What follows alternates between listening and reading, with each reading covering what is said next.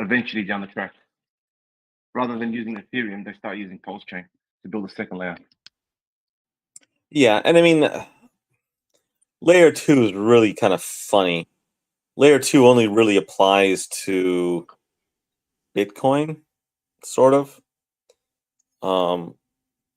Because like as Richard pointed out, like Polygon, which we consider a layer 2, is really just a layer 1. Right? It's a layer 1 with a bridge. Like what exactly defines a layer 2 blockchain? Is a good question to have, right? Because if they can do EVM code, let's say, right, and then they have native contracts, then technically those native contracts are, they're just layer 1. They're on layer 1 blockchain, right? So what really makes it a layer 2 blockchain is another question, to be had. I would say Lightning, as far as I understand, is a layer 2 because it basically, just sits on top of Bitcoin and has to settle itself with Bitcoin, at some point in time. But like all these other networks, as far as I know it, maybe ZK is different. Maybe the ZK rollups are different, but pretty much everything else is, another layer 1 blockchain that just has a bridge, right? They're not really layer 2s.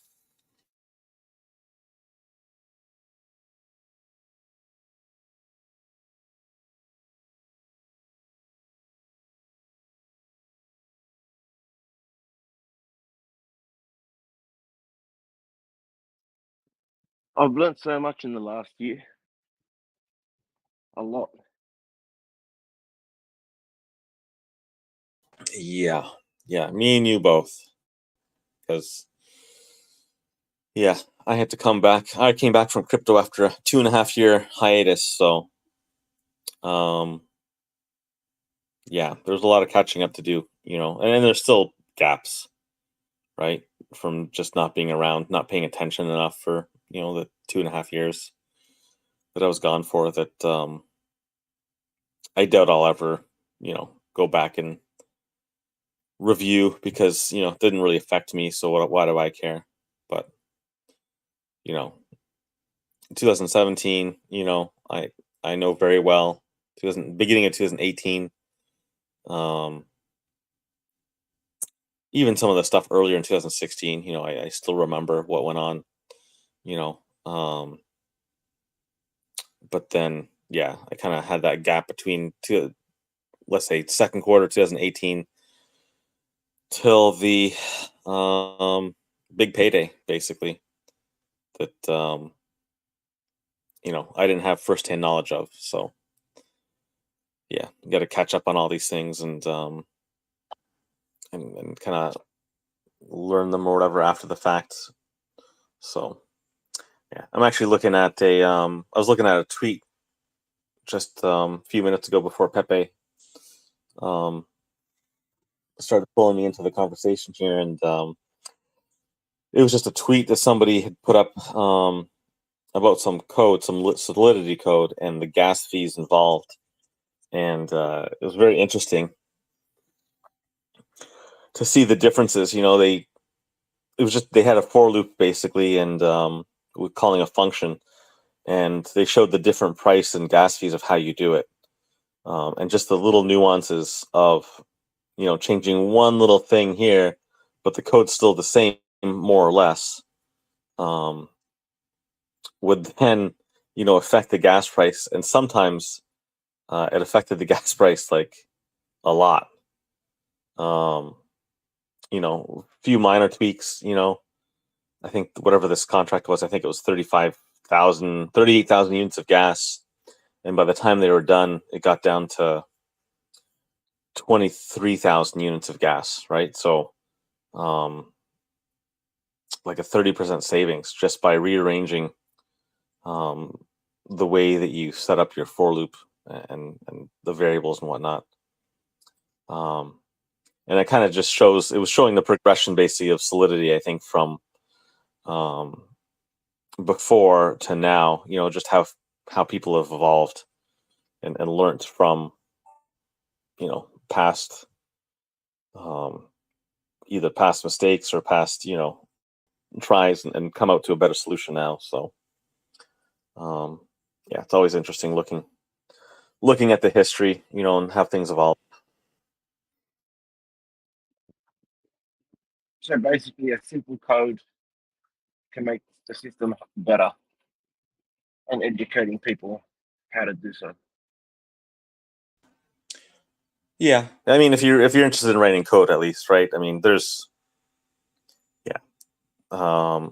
obviously there's like the functional history of what happened, right, and different contracts that tried and failed and whatnot. Different schemes, people, trying But it to. also gives longevity to your project as well, just by keeping the gas fees low. Oh yeah, yeah, and if you read through the HEX contract, there's a point in there where they make a comment that it was faster to do something one way than the other way.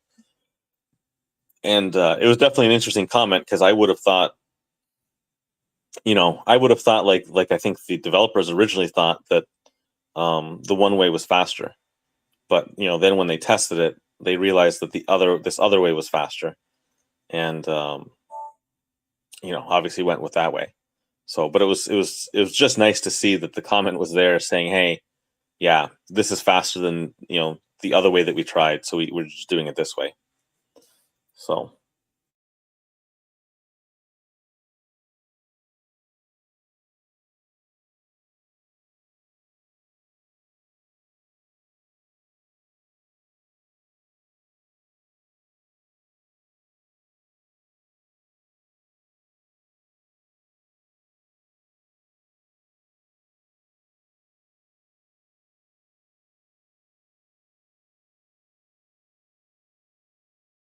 yeah, the big change in the code that made the biggest difference was taking the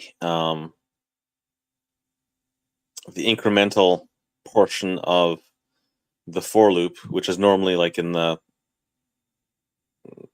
function call itself, like the top line of the for loop, and just removing it, having no incremental portion to the actual for loop itself, like to the main calling section of it, and then moving the increment of that variable down inside of the loop somewhere, and that's what saved like 30% of the gas fee in that loop. So you're changing the standard structure is to have it on that first line where you're defining your bounds, right? Your starting point, your ending point, and what variable you're going to increment to get there, and how you're going to increment it. But by moving that inside of the loop, it saved like 30% of the gas. So you have to change your standard structure to be gas efficient, I guess.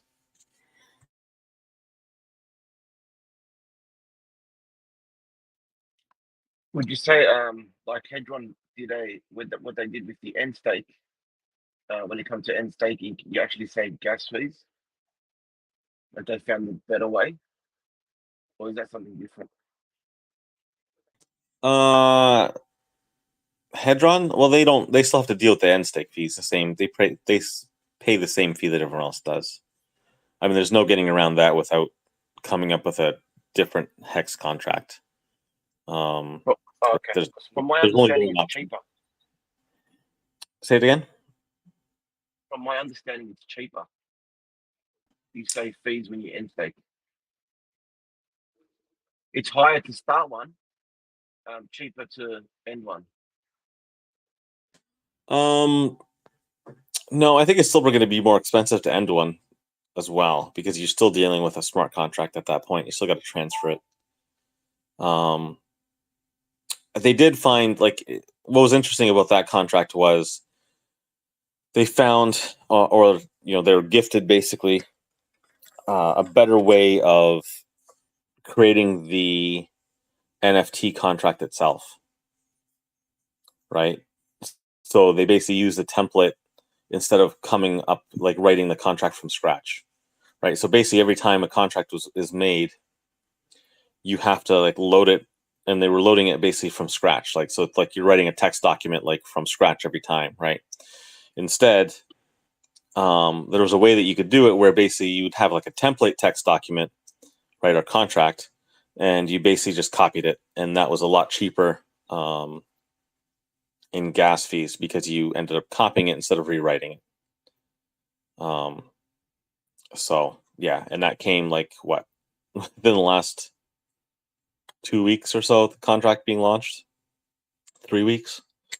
So luckily we have, you know, some really good developers, you know, hanging out in our dev chat, and you know, one of them happens to do code reviews, you know, for a particular, you know, auditing company, and basically just mentioned it. I think that developer actually had the idea for that contract originally. If you go back really far and look in the dev chat, I noticed that the other day. That it looks like he actually had more or less the idea of that, minus the actual tokenomics, right? But just the idea of encapsulating hex stakes, that was done like a year and a half ago, more or less, like before Big Payday, I want to say.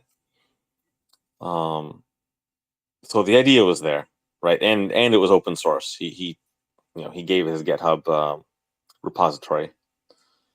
So the code was there to do that main function for quite some time, right? But nobody ever quite got around to, you know, putting it together or launching it, you know, seeing a way that, you know, would maybe make sense, I guess, you know, into its own little pocket of an ecosystem.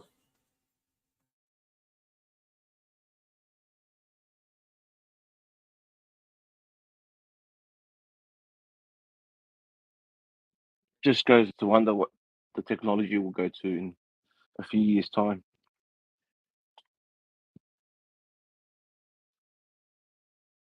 Yeah, I mean, you know, in many ways, it's like starting over again, like we kind of did with phones, right? When smartphones came out, um, you know, people started making all these games and apps on the phone, and a lot of them, especially the successful ones, were just rehashes of old video games that, you know, nerds used to play, I guess, in the 1980s or 90s, right? And that people just ignored, you know, people who, I don't know, got outside, I guess, more, didn't have a computer, you know, just kind of frowned upon, you know, the nerds, let's say, playing these video games.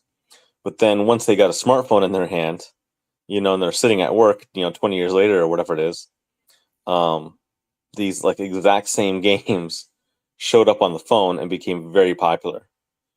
And I think we're probably going to see something very similar in crypto, where a lot of these games are going to basically transition, you know, into Web3, and basically get, you know, tokenized or connected to some kind of a larger ecosystem where basically you can, you know, play with, you know, this pseudo money, right? This virtual currency that we're dealing with, right? And make it mean like just a little bit more, right? I mean, obviously, yeah, they can just use their phone and pay cash and, you know, buy whatever, you know, gold in the system of the game that they choose. But um, I think we're going to see a big takeoff in some of these games in Web3. And maybe even just some of the simpler ones might do better than the complex ones, right? It doesn't need to necessarily be like this fully functional 3D world, you know, adventure that you're going on with the best graphics or anything else that you know, that this is going to take off on. You know, that'll be helpful, you know, for sure. But I think some of the smaller, simpler concepts or games will probably be more profitable, right? More addicting sometimes even. So, and if that brings adoption, you know, Flappy Bird. perfect example of what, like, sort of like a simple game becoming addictive and everyone liking it. But then eventually technology and efficiency kick in and people like more advanced games. Yeah, I mean, what you can, any game that you can basically have some kind of a marketplace, where you can buy and sell or trade in-game items, will be probably tokenized, right? And yeah, maybe NFTs or whatever it is, and stuff like that, to represent different challenges you've done or whatever. But yeah, I think I see this coming, right? And I think it's going to be a good thing, as on a whole, because it'll drive adoption, right? So, other than the adult movie industry, I think the gaming industry is kind of second on a list that drives innovation on a lot of these things. And so if we bring that to the Web3 platform, I think we'll see a lot of people, getting into crypto that way. And if that happens to be on Pulsechain because it's the cheapest, fastest network, then awesome, right? Even better for us.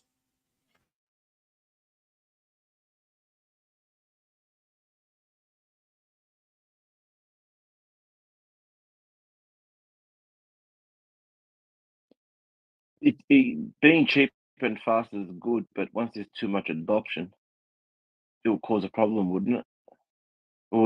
It would, like, that's why we went back to like layer 2 solutions. Like if Richard Hart, rather than forking the Pulsechain, he just creates a layer 2 or something like that, like they call it layer 2. He just forks Pulsechain and he just makes it like it's all connected and working together. I mean, Pulsechain can most likely deal with a lot, right? I mean, we'll see for sure, later on once the blocks start getting full. But I mean, I don't think you're not going to see the price go up, drastically, unless the blocks fill up, and the blocks have a long way to go to fill up, right? If you compare it against Ethereum, it's just a joke. Yeah, we got what these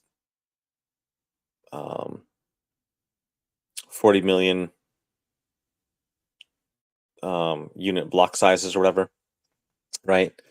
And then we have the 3-second block times. I mean, it's just, yeah, it's a lot that it can do, right? And like it can do so much more than Ethereum can do, basically. Especially with the block times being shorter, right? It becomes harder to fill it up because you have to have that consistency there. So even if you're doing an NFT, even if you're minting an NFT, you'll be able to get it done quicker, right? So you're not going to have these bottlenecks for, whatever time it takes to mint these things, right? Let's say it takes, I don't know, 20 minutes to mint or something. I don't know, depending on how many you're doing, right? I have to go figure it out, I guess. But, on Ethereum, they probably take maybe even 10 minutes just to mint an NFT, new library or whatever it is. And then what ends up happening is it backs up the entire blockchain, right, for like an hour or more. And then you're playing this catch-up game, right? So, but with Pulsechain, with the blocks being, 3 seconds instead of 12 or 13, it's just going to get cleared, that much quicker, right? So, and the block sizes being larger, is another factor. So, yeah, I don't know. That update that the update that they're working on now, I'm guessing that would also help that situation. The delay or the reason for the delay. Hey guys, I have a question. Can someone send me a link or send a link in the Pulsechain chat group about that faucet where we can get every hour some testnet Pulse tokens?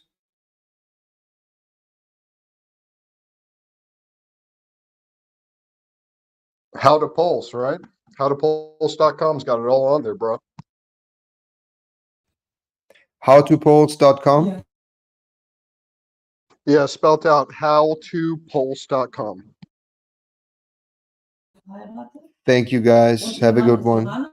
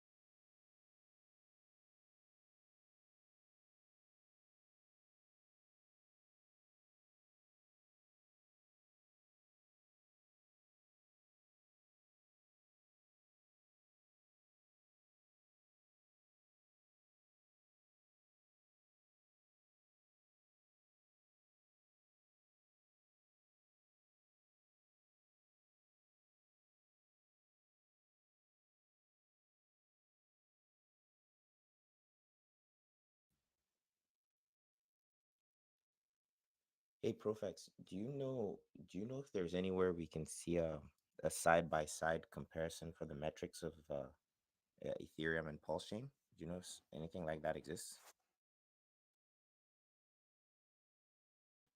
I can't think of anything off the top of my head.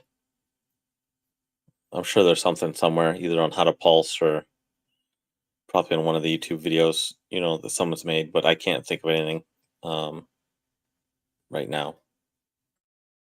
I think How to Pulse has something like that, but yeah, I don't know exactly where. Okay, thanks. I'll go dig around there. Don't dig too deep, Link. Try my best.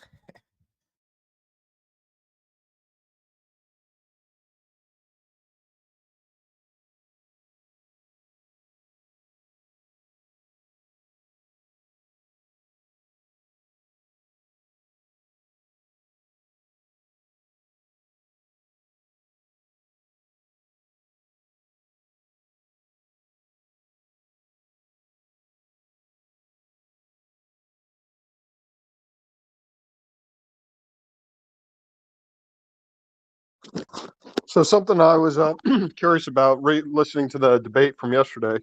The guy was really kind of shutting down the whole concept of the hex being up 100% of the time, flawless operation thing.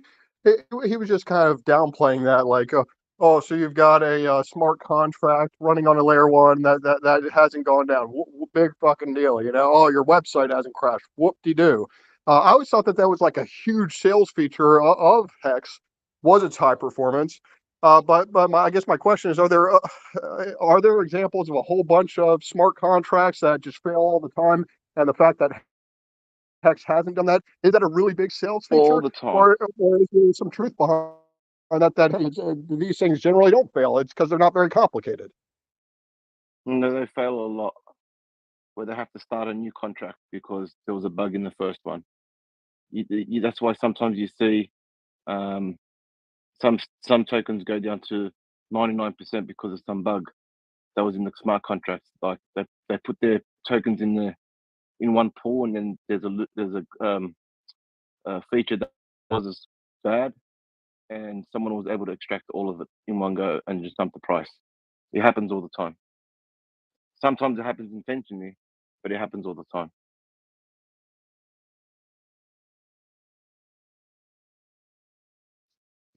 Also, just keep in mind that what you watched yesterday is a quote unquote debate, was actually a movie production set that you watched a producer ask specific questions to get specific responses so they can make clips and edit for a movie. It's not a real debate that you would have seen taking place on Richard's YouTube with an open forum. That was a orchestrated debate.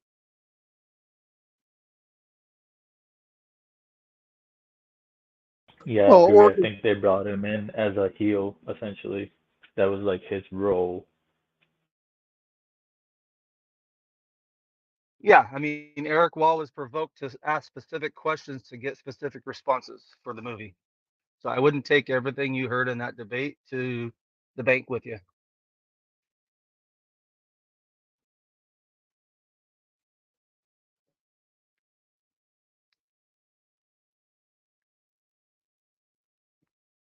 Just Especially for when he offered to entertainment. buy more Pulse. He Yeah. wants some Pulse. That was the icing on the cake for me. I mean, he's willing to pay a 50% premium if anybody's interested. He didn't argue that the price would pump. He just thinks that the project will fail as a whole. But that's his opinion.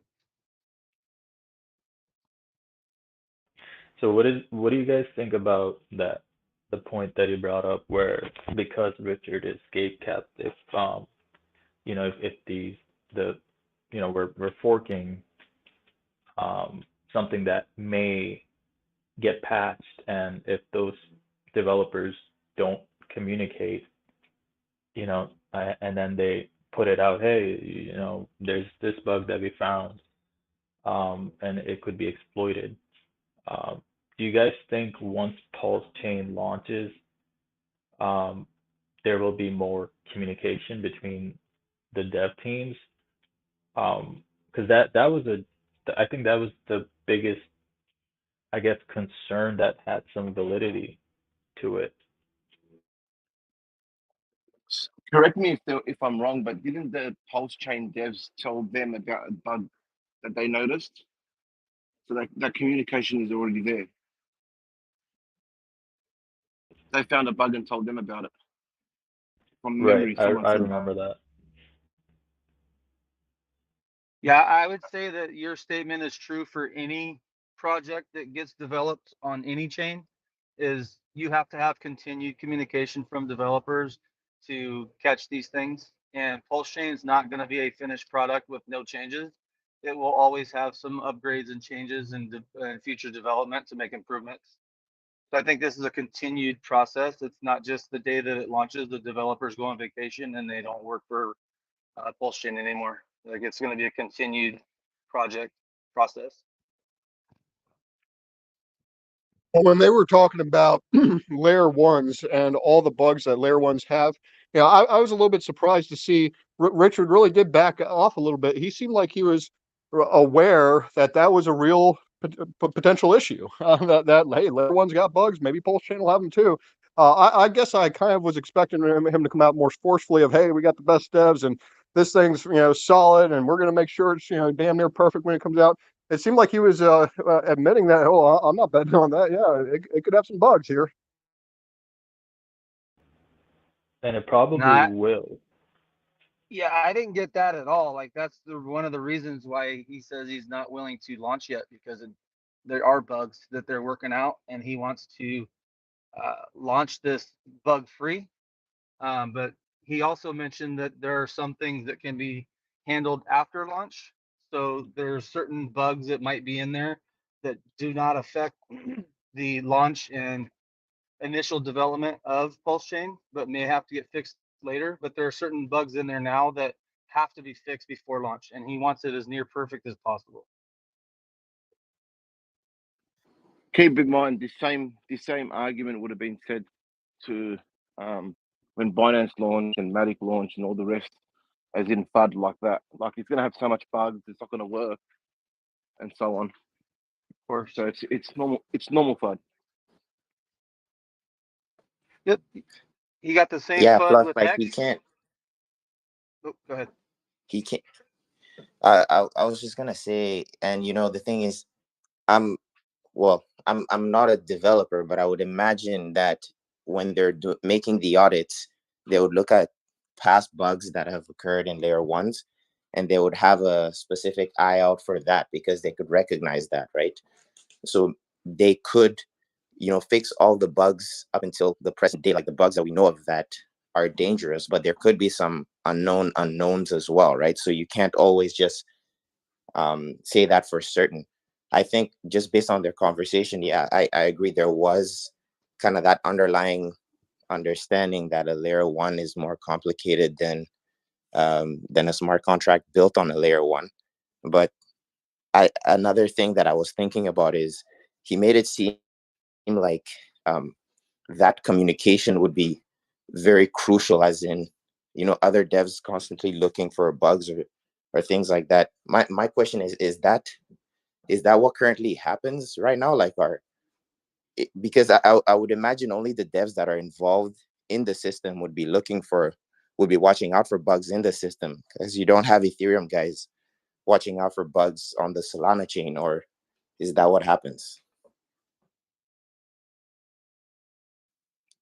As in, basically my question is it that, like, is that something we even want? Like, do we need Ethereum guys looking for bugs in the Pulsechain network? Like, only the developers in the Pulsechain network would be looking out for that, right?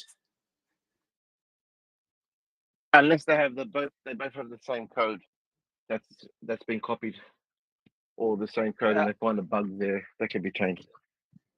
Yeah, right. But I'm saying that those developers are the ones that decide to make the switch. If they decide to make the switch because they want the benefits of Pulsechain, then yeah, they would be communicating with the Pulsechain devs, because they have a vested interest, right?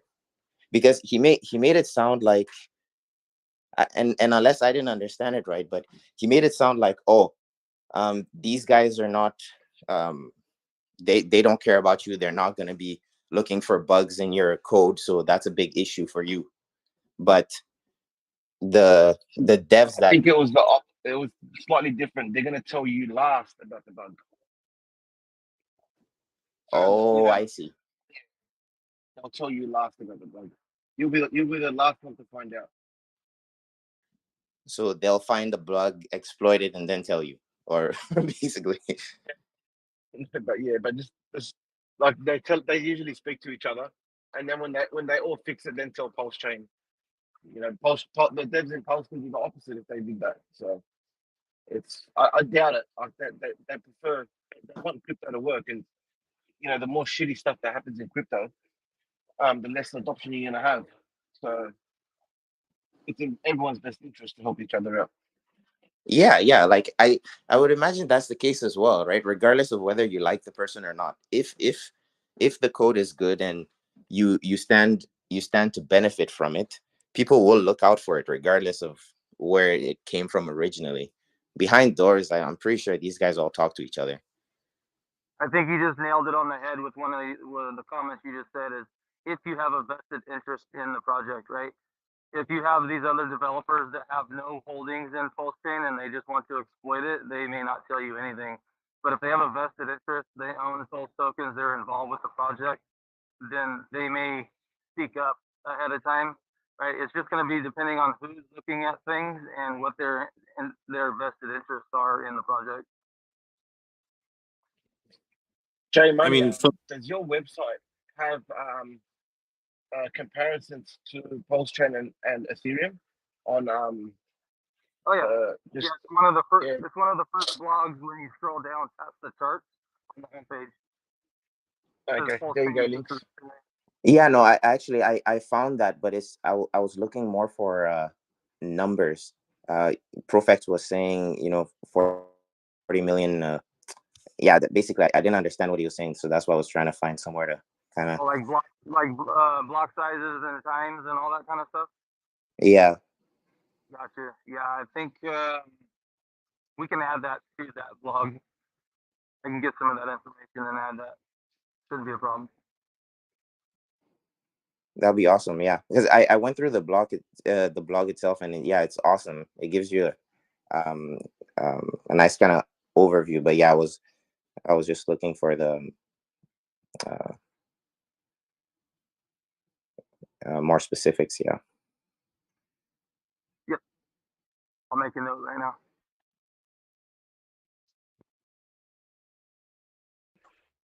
Jay Money, I think. Come on. That was a joke.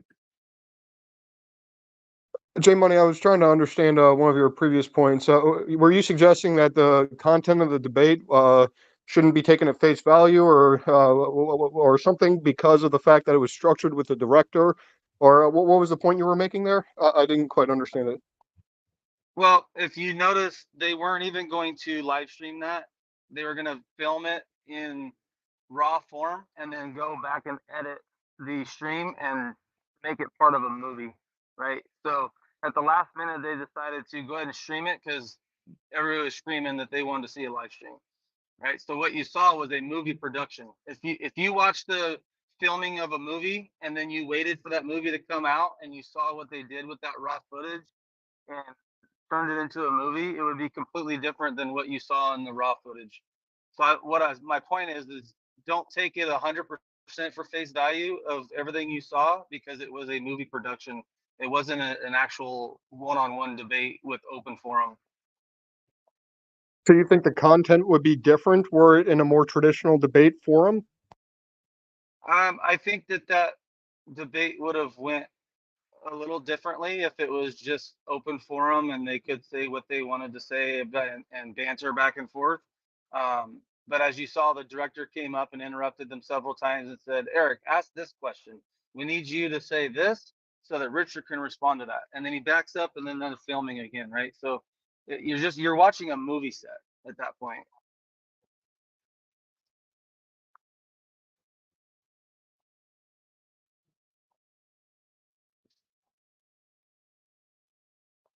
I mean, the content that they are talking about, I'm sure is accurate, right? Because the questions that Eric asked and Richard responded to, those are probably accurate, excuse me, content.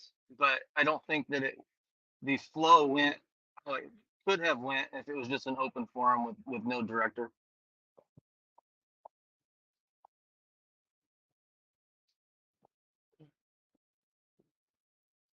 I think you would have saw more banter back and forth, some different responses, maybe, um, of how things were answered, or maybe the banter back and forth would have uncovered different answers or better explanations of certain things.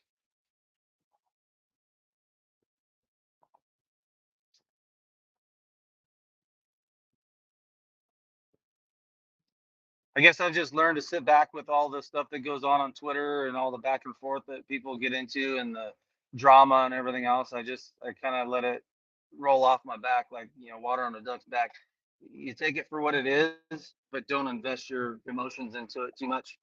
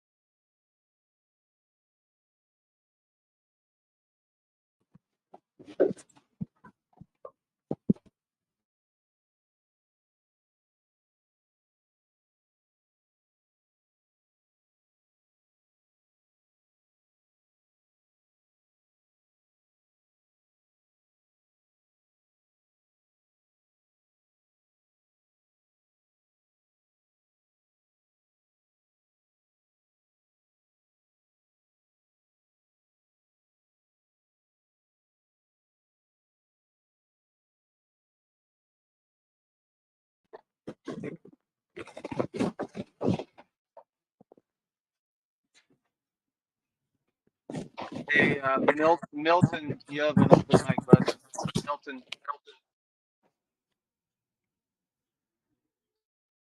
Milton, there you go, buddy. Hey, Links, I sent you 2 links to a dashboard for Pulsechain testnet and one for the Ethereum network. So, I mean, they're interesting. I don't know if that was what you're looking for exactly, or can help at least, but Awesome, man. Thank you. Thank you Can very you much. shoot those? Can you shoot those to me too, PulseX, please?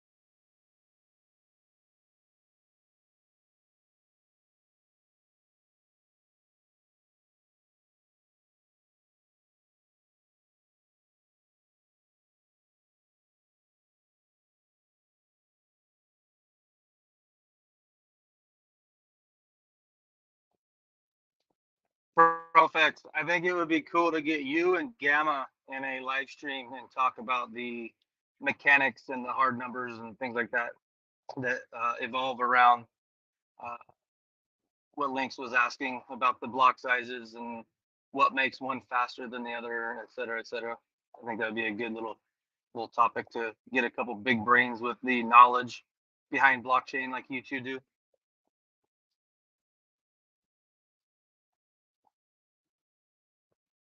Isn't that what we do here like every week or every few days? Oh yeah, it is.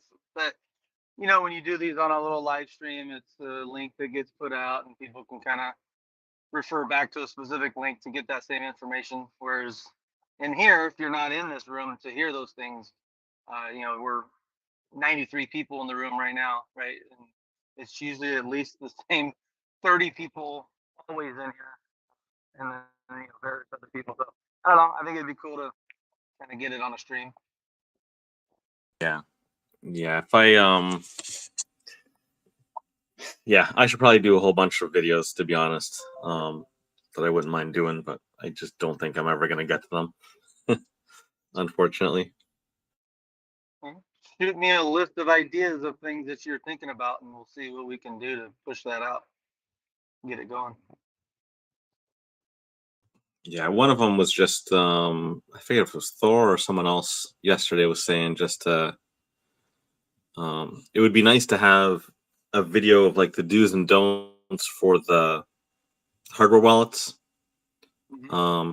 And I was thinking, you know, for a while now to do kind of a really quick checklist, you know, do's to don'ts for the hardware wallets of like, hey, you know, don't ever type your seeds in, you know, to a keyboard.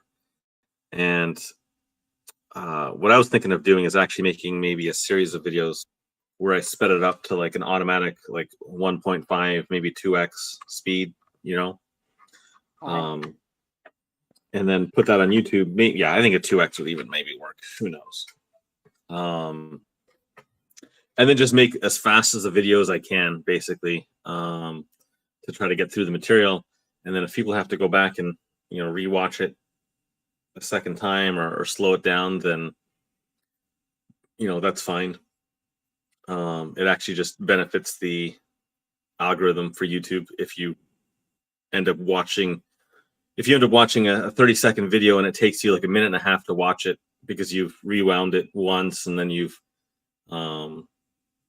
played it back at half speed. Right. Then I think the algorithm, as far as I understand it, thinks that, oh yeah, this is a really important video. This is really good content because, you know, they've watched it basically 3 times now. Right. And so it takes advantage of that, puts it up, you know, in the queue and you know, whatever. So I was thinking of doing that since the entire community seems to be doing the opposite for the most part, right? We all have these like 3-hour streams that just drag on, and like Papa's videos, are great. Like, but when I first heard about it or saw it and like, oh, it's like 40 to 45 minutes, I'm like, oh man, this is, this is going to be rough, and to get through whatever. And, but then when you go through it, it's like, no, like the content is there for a reason, right? It's 40 minutes for a reason.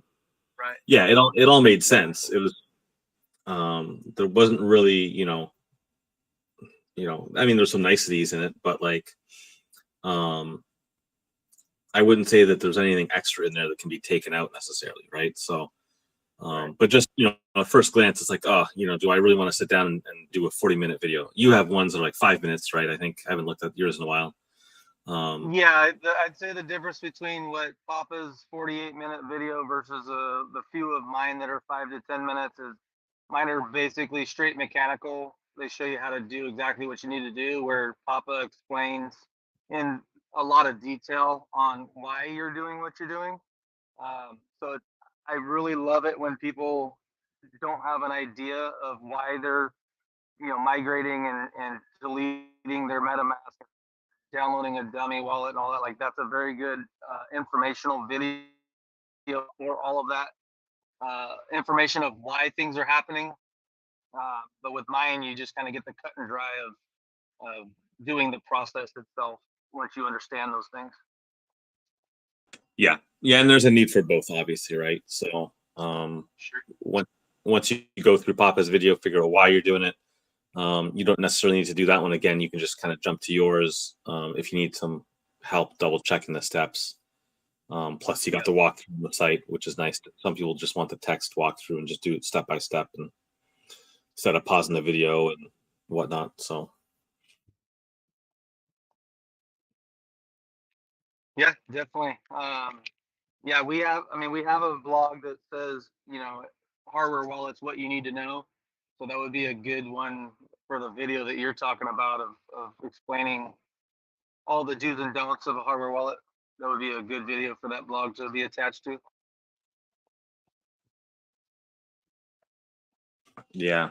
I'm trying to think what else. Yeah, I was just trying to. I had some ideas before. I probably forgot them now. What I was going to do, I'm sure they'll come back to me at some point. But Too much brain power in there, son. yeah, I mean, these things come to me at probably late at night, and then when I go to sleep, I probably forget it or something. Who knows?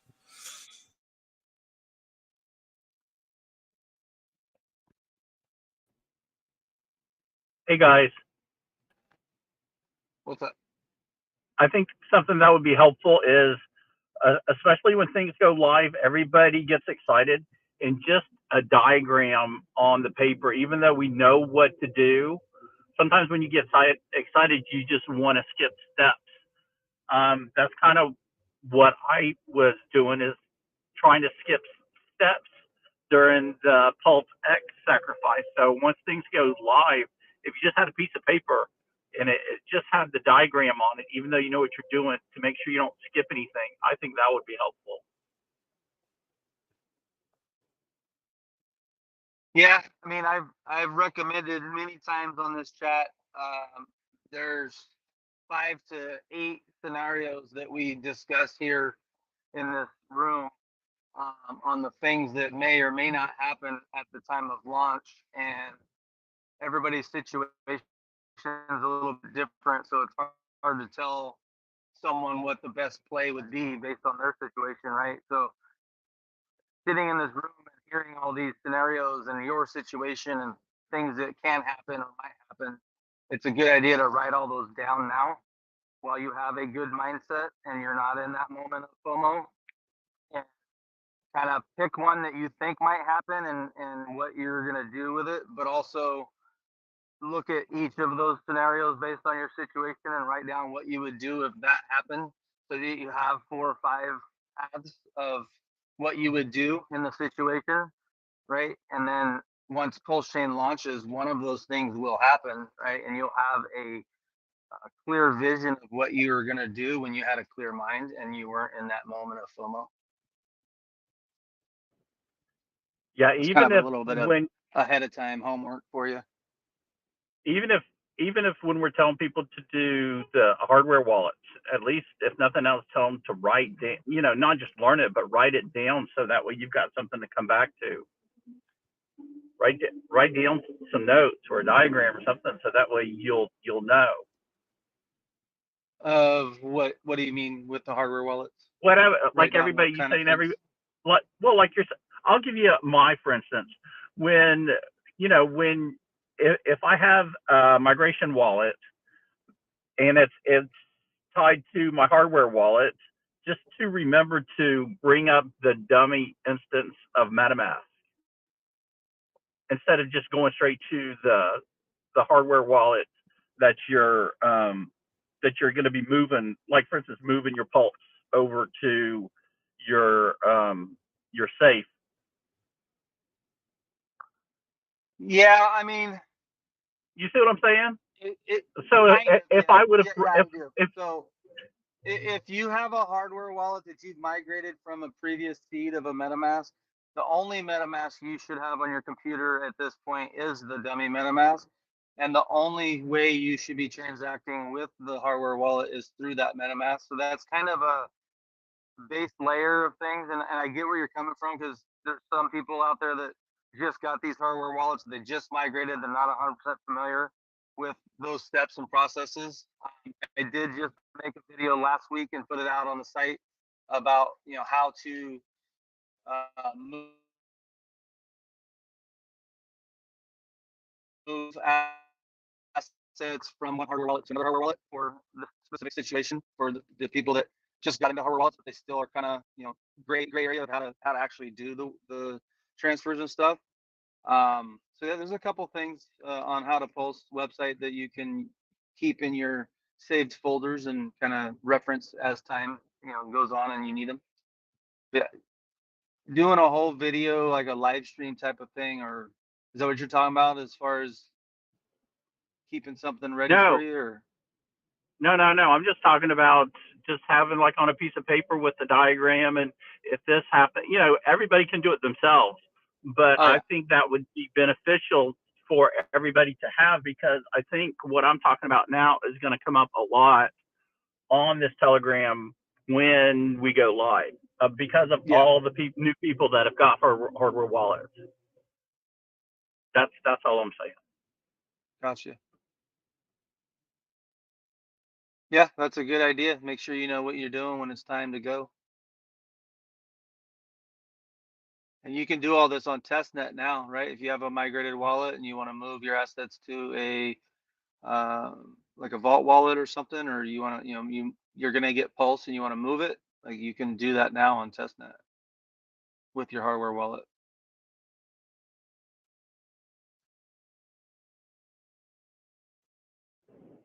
Yep, you're exactly right. Good morning, guys. Hey, I don't remember. Did I get T-Pulse dropped into my Ethereum side when they first dropped our copies? Not on Ethereum. Okay, so you had to go to testnet to see it? Correct. All right. And then my suggestion, to make it simple, is like do a 10 commandments or 5 commandments of getting into crypto. It's easy to just say, yeah, go look at the 5 commandments or something like that, just and just have 5 or 6 or whatever you want to do, and just make it simple. If I had time, I would draw up scribble up some stuff, but I'm focused too much on making my hourly wage. Hey, Jay Money, I've got a quick question for you. So how are you? I thought one day on the testnet, I saw with the exchange function, the ability to send your tokens from one wallet and then reroute them to another, which I think would be helpful if you're going from a migratory wallet to a vault. Is that still a thing? Because I haven't seen it.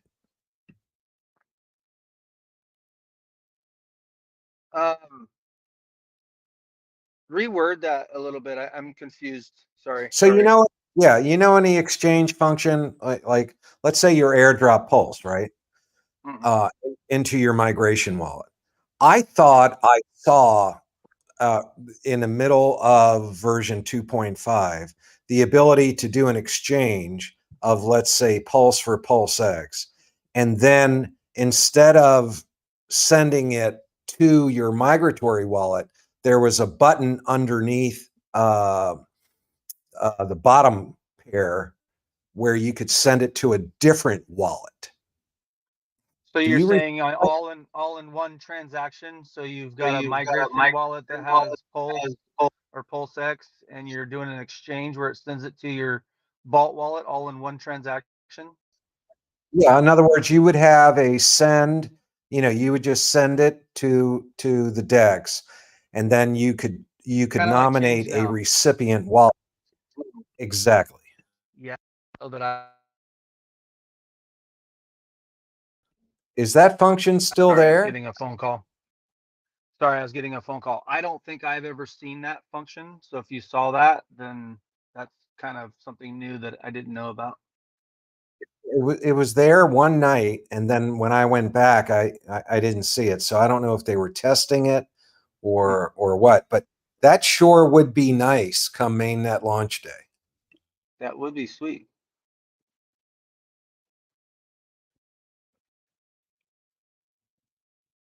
Yeah, I don't think I ever saw that feature, Pepper.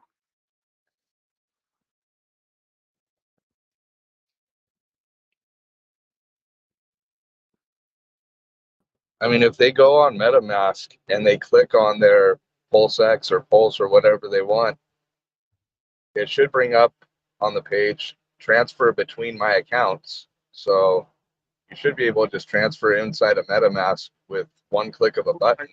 You between two can. accounts. He's talking about a single transaction on PulseX exchange of swapping, say, PulseX for Pulse, and then having that Pulse land in a different wallet than the one that you're doing the swap from. So currently on DEXs, you can only swap for one token for another, and it stays in the same public address.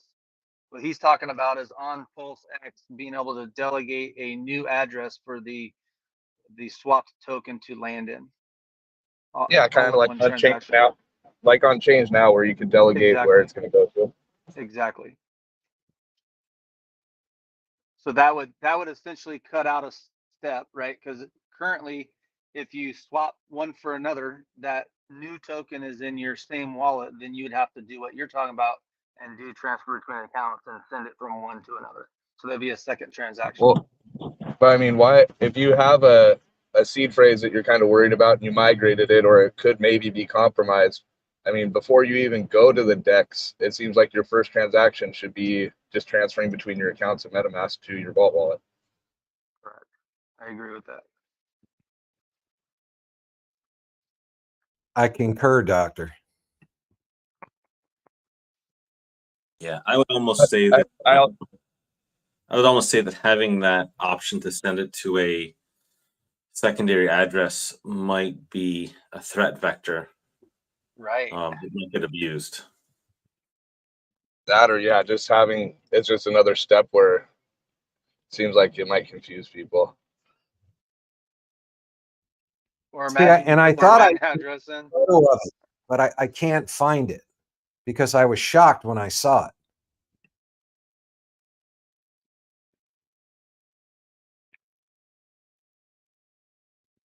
I would just be worried that, I use a copy of, the PulseX interface, except the PulseX, interface that I'm using, or Uniswap, let's say if it was Uniswap, whatever.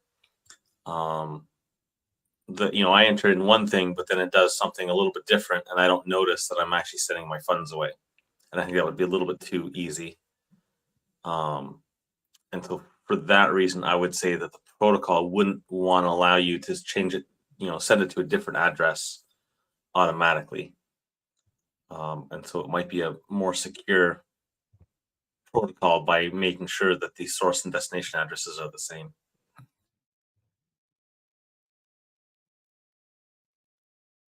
Yeah, I would think you'd have to connect the second wallet to get that address to populate, which would be kind of funky in itself, right? It'd be easier to just do a send and a swap and be done.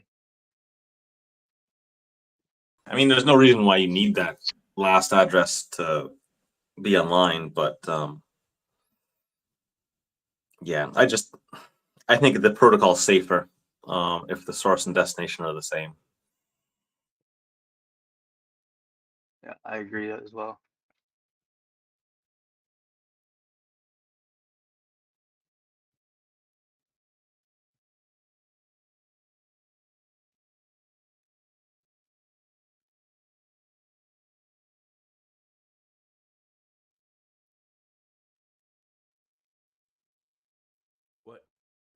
What you guys were just talking about is solved. The very first question was, are you trading for this wallet or to send? Sorry, can you repeat that? But maybe speak up, get closer to your mic. I had a hard time hearing you. About that, I just think I like that idea. Maybe the danger could be solved with the very first question. Can't hear you, bro. Are you trading for a wallet or for another? Yeah, your volume is still very low. It's hard to hear you.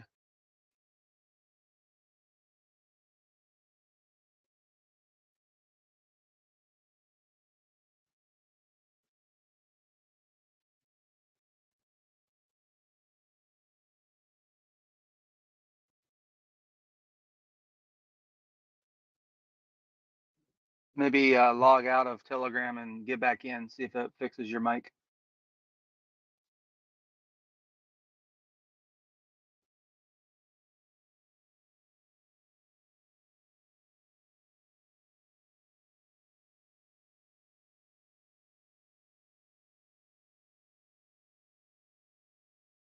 Is that any better? No.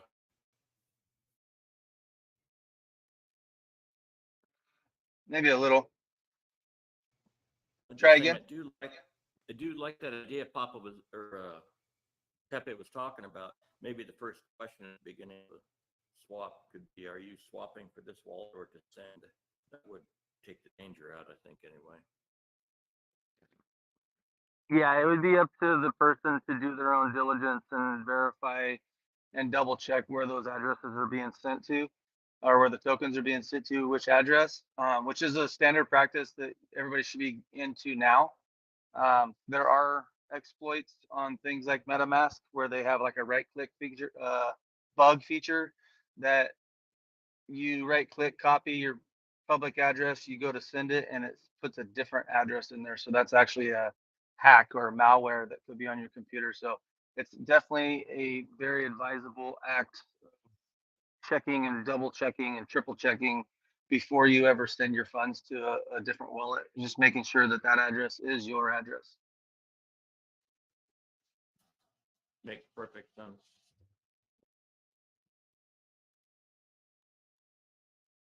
Even if there's I had a friend that put a couple $100 of Ethereum onto crypto.com, and then he sent it to his wallet so that he would have a little bit of gas money for launch.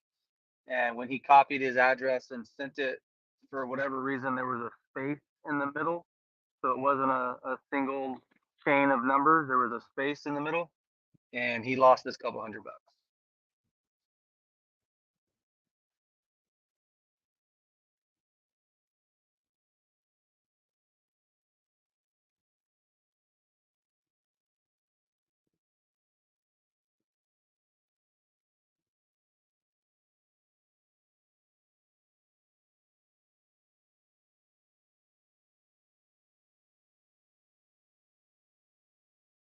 So you're saying if you change one number, like in your address that you're sending to, or put a space, or remove one, it'll still send out. You think? I don't want to try it. Well, that's what happened with my buddy. Is the money left crypto.com and never showed up in his hardware wallet. There's no returns. Like, this address isn't valid. What's shown on Etherscan for the crypto.com address? In the situation I'm talking about? Yes. I didn't check. I told him to kind of get in there and check that stuff, but he's pretty new with everything, and he hasn't done really anything. And I told him, this is your money. You gotta kind of put in the legwork for the mistake that you made, so you learn. And, well, let's just say he hasn't really done much about it. Okay.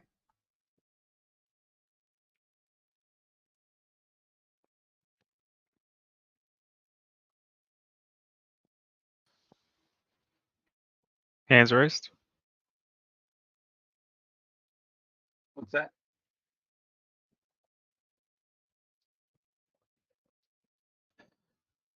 Couple people with a hand raised.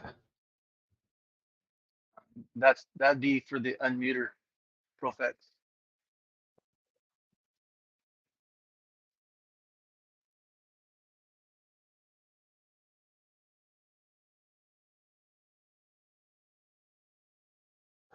Was that the security you guys were talking about? We've talked about some security, but specifically the last thing we were just talking about was verifying and making sure that when you send funds from one wallet to another wallet, that you're double checking your address that you've pasted, that it's still the same address when you go to make the or when you go to confirm the send, to verify that it's still the same address. Because if you're off by one number, you could be sending to somebody else's wallet.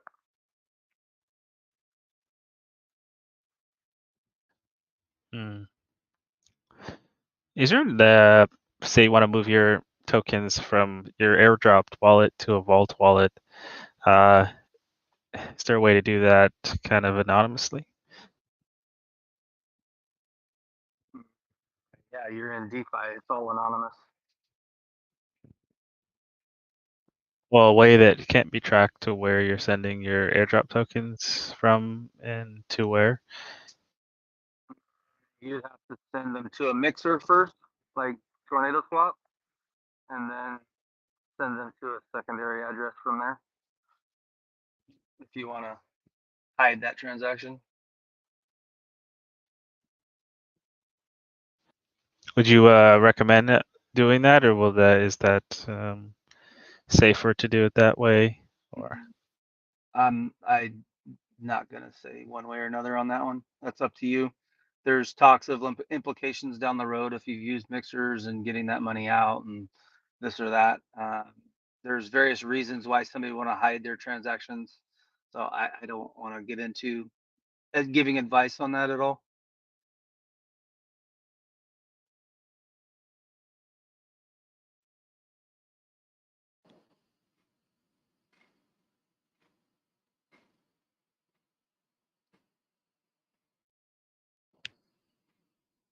Hey, PulseX, mind if I ask you a few quick questions about the two dashboards?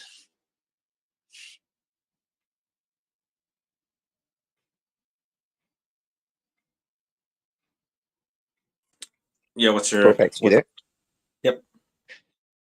Yeah, so so these pages, they don't show the entire state, right? So the numbers that we're getting, they're just averages from the 4 nodes that are showed on there on the Pulsechain one.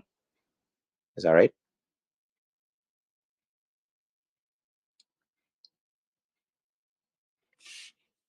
Yeah. Yeah, I think those are the nodes that are using Gamma's RPC server, I believe. I could be wrong, though. Gamma is the one that you want to really ask about these dashboards, because they're his, or at least the first one is. Oh, okay. I remember hearing a while back that there were more nodes in operation on the Pulsechain testnet than there are currently on the Ethereum network. Is there any truth to that, or is that just a rumor?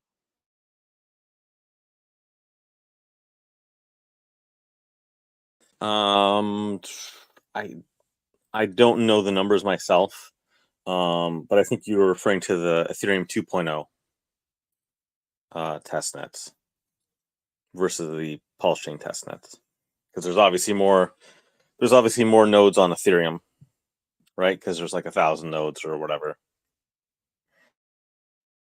Right. And my last question: what is an uncle? Uncles? What is that? Do you know?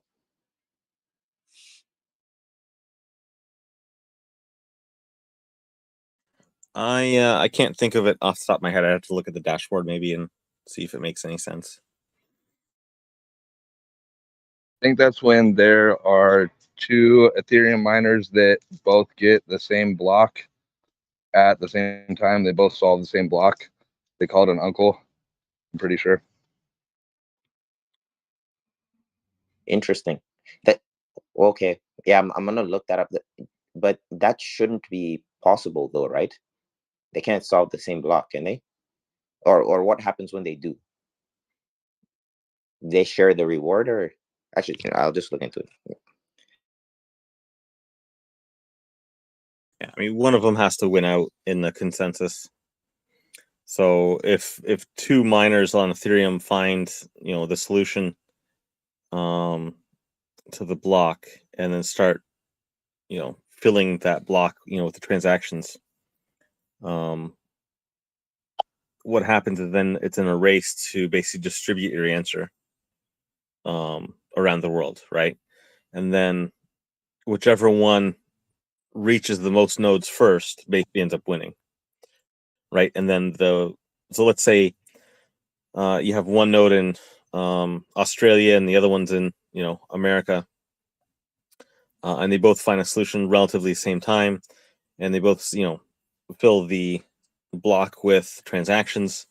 You're going to have the different nodes across the world, starting geographically closer, obviously, to the miner who found it, right? Is filling the block. Basically, it's going to start going across the network and reaching these different machines. And then what's going to happen at some point is there's going to be a problem where they're going to have two answers for it, right? And they're going to have to figure out, okay, which one is right. And so basically the first one that gets more than 50% is the one that's going to win out. But like, let's say the one in Australia wins, right? It hits, let's say, Europe first and Asia and all that, and it wins out because it gets 60% of the machines agree that it was the first one. Then the American ones that all thought they were having a consensus, right? But maybe they got like 40% of the vote. They're going to have to kind of undo, right, or switch back to the other one. So they're going to have to undo the blocks that they've learned were good, and get the one that the larger network agrees is the consensus, right? Is the actual reality of what happened. Oh, I see. Okay, that makes sense. Thanks.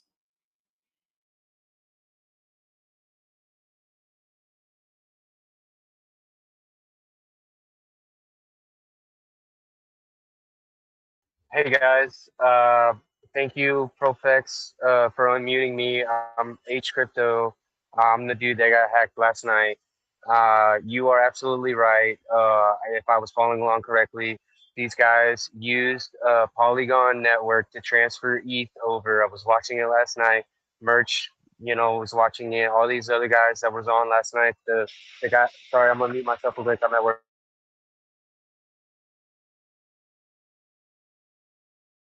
HEXradioapp, I feel for you, brother.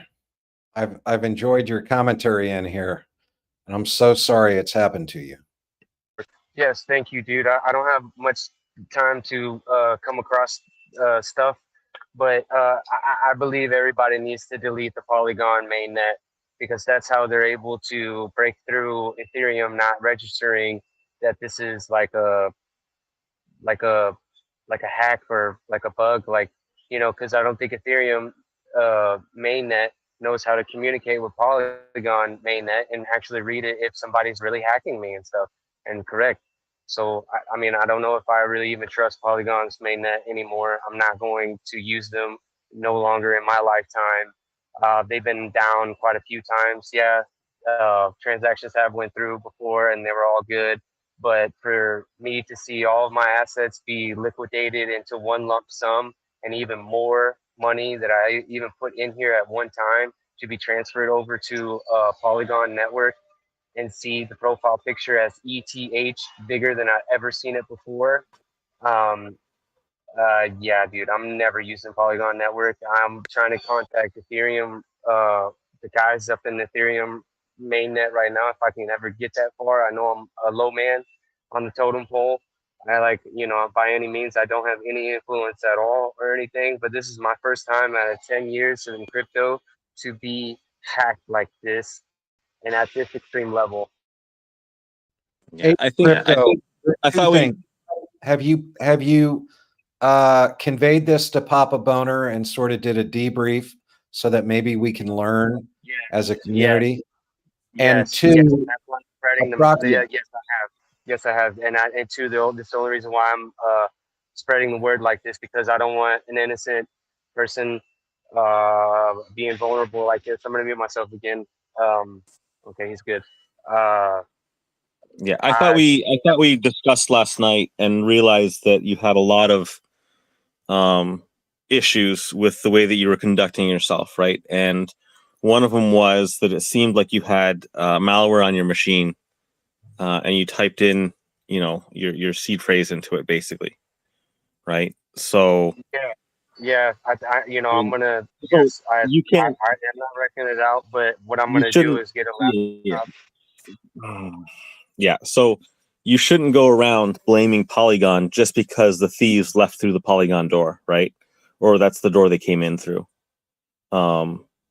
Right? These networks are relatively safe, right? Polygon may suck as a network, but the network itself isn't stealing your money, right? It's actors that are using it, right? Just like they'll use Ethereum or Binance Chain, or when Pulsechain comes out, they're going to use Pulsechain, right, to steal your funds. So I would stop blaming these networks and just start getting your crypto back in order, right? If you want to continue to do crypto, you just need to follow the advice we gave you last night, which is get a brand new machine. Just use it for crypto. Don't use it for anything else. Don't download any torrents. Don't watch any, go to any adult websites. Just use it for crypto, and make sure that you have a hardware wallet first, and get a brand new, 24 word seed phrase on that sucker before you start interacting with, any of the networks again. Right. But yeah, I wouldn't continue this line, because we're going to have to mute you if you keep on bringing up the fact that Polygon is, hacked you or whatever it is, right? It's not Polygon itself. It's not the network itself. Ethereum isn't going to be able to help you, right? There's no guys at Ethereum, right? It's thousands of computers distributed across the world that run Ethereum, right? There's not one person anywhere that can help you with that. So I'm going to unmute you, but you got to stop, kind of just making these accusations that are baseless. Yes, sir. Hey, I did not mean to be disrespectful. I am not blaming the Polygon mainnet. I am just simply trying to relay. I'm trying to relay how the hack happened. That's all I'm trying to do. I'm not blaming Polygon. I'm not blaming Ethereum or anybody or anything, but I'm trying to relay as best as I can how the hack went through successfully. Um, that's it. I'm not trying to blame anybody. I'm not trying to deter anybody. Yeah. I'm very sorry if I came across that way. Yeah, but you can't look at what transpired and then make conclusions after the fact, right? The fact is that your seed phrase was most likely compromised, and after that, anything can happen, right? And so it doesn't really matter what you see happening. What the fact is that your seed phrase was compromised from the beginning, right? So yeah, it's all up in the air after that.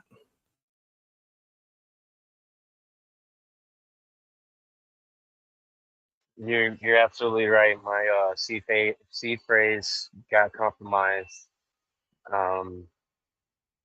You're absolutely right. So the takeaway for everyone should be, never type in your seed phrase into any keyboard, software or hardware keyboard. The only acceptable thing to put a seed phrase in is a hardware wallet directly from the manufacturer, right? Either Treasure or Ledger, and that's it. Do you know who BABS is? Because he blocked me this morning from chat and would not allow me to get back into chat unless I gave him my public address or some kind of proof of me staking HEX. I hate to talk about another cryptocurrency other than Pulsechain because I'm a Pulsinator, but do you know who BABS is? Is that a person that y'all concur with? I just find it very difficult to have some freedom of speech here. I don't think that person is an admin. He's not a known admin that I know of. He might have been just a scammer trying to scam you. Somebody had whoever was admin at 5:30 this morning, roughly. I know y'all's time zones are all crazy. 5:30, roughly 5 hours ago. Whoever was the admin in this chat blocked me, would not let me back in, and guys were talking about this, and I just overheard that y'all were talking about this, and just want to chime in and.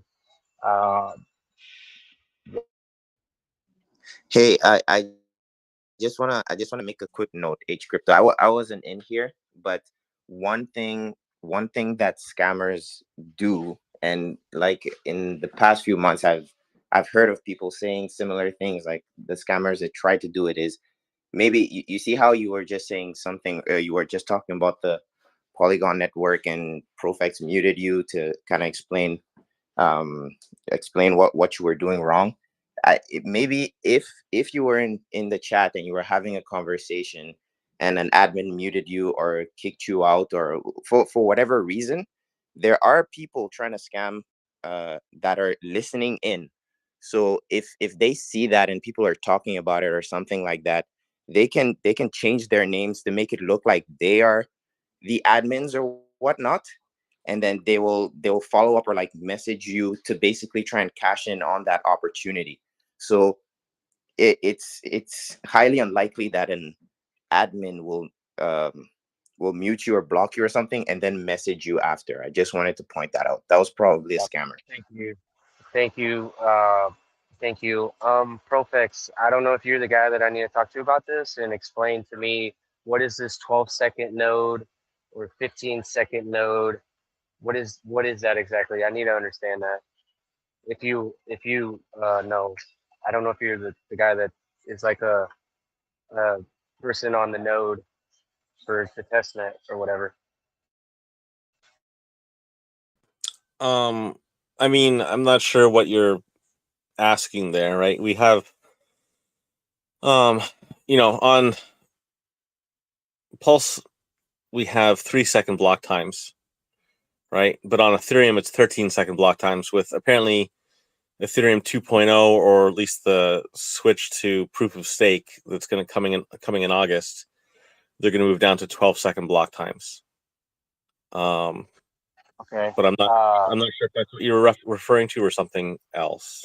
In 13 seconds, the hacker was able to take everything effectively, quickly, in 13 seconds. If I'm understanding this correctly, of communication between nodes of the 13 block going to 12 or whatever, the hacker or scammer or whatever, just trying to relay that they were able to take everything in that amount of time.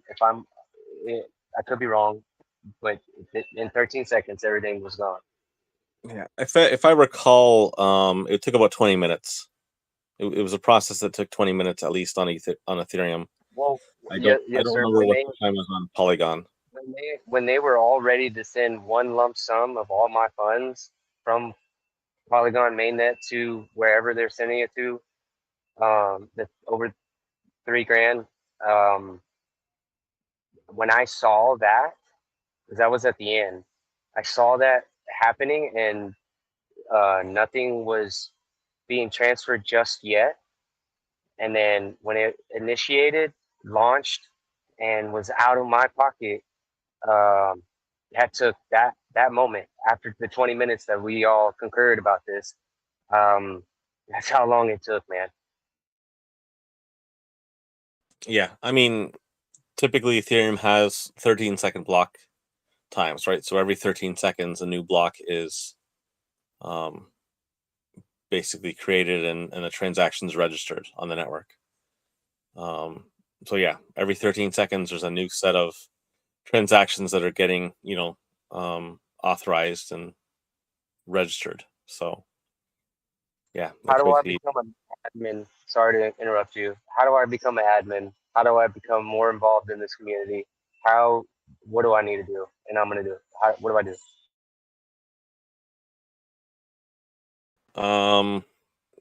Be in chat for like a year. I don't know. Yeah, you just got to be here for a long time and show that you have the knowledge and the demeanor, I guess, to be an admin, and the patience, especially. And then you got to get voted in by the other admins, right? Or you got to get Richard to promote you. I'm gonna mute myself. I'll be back in a second.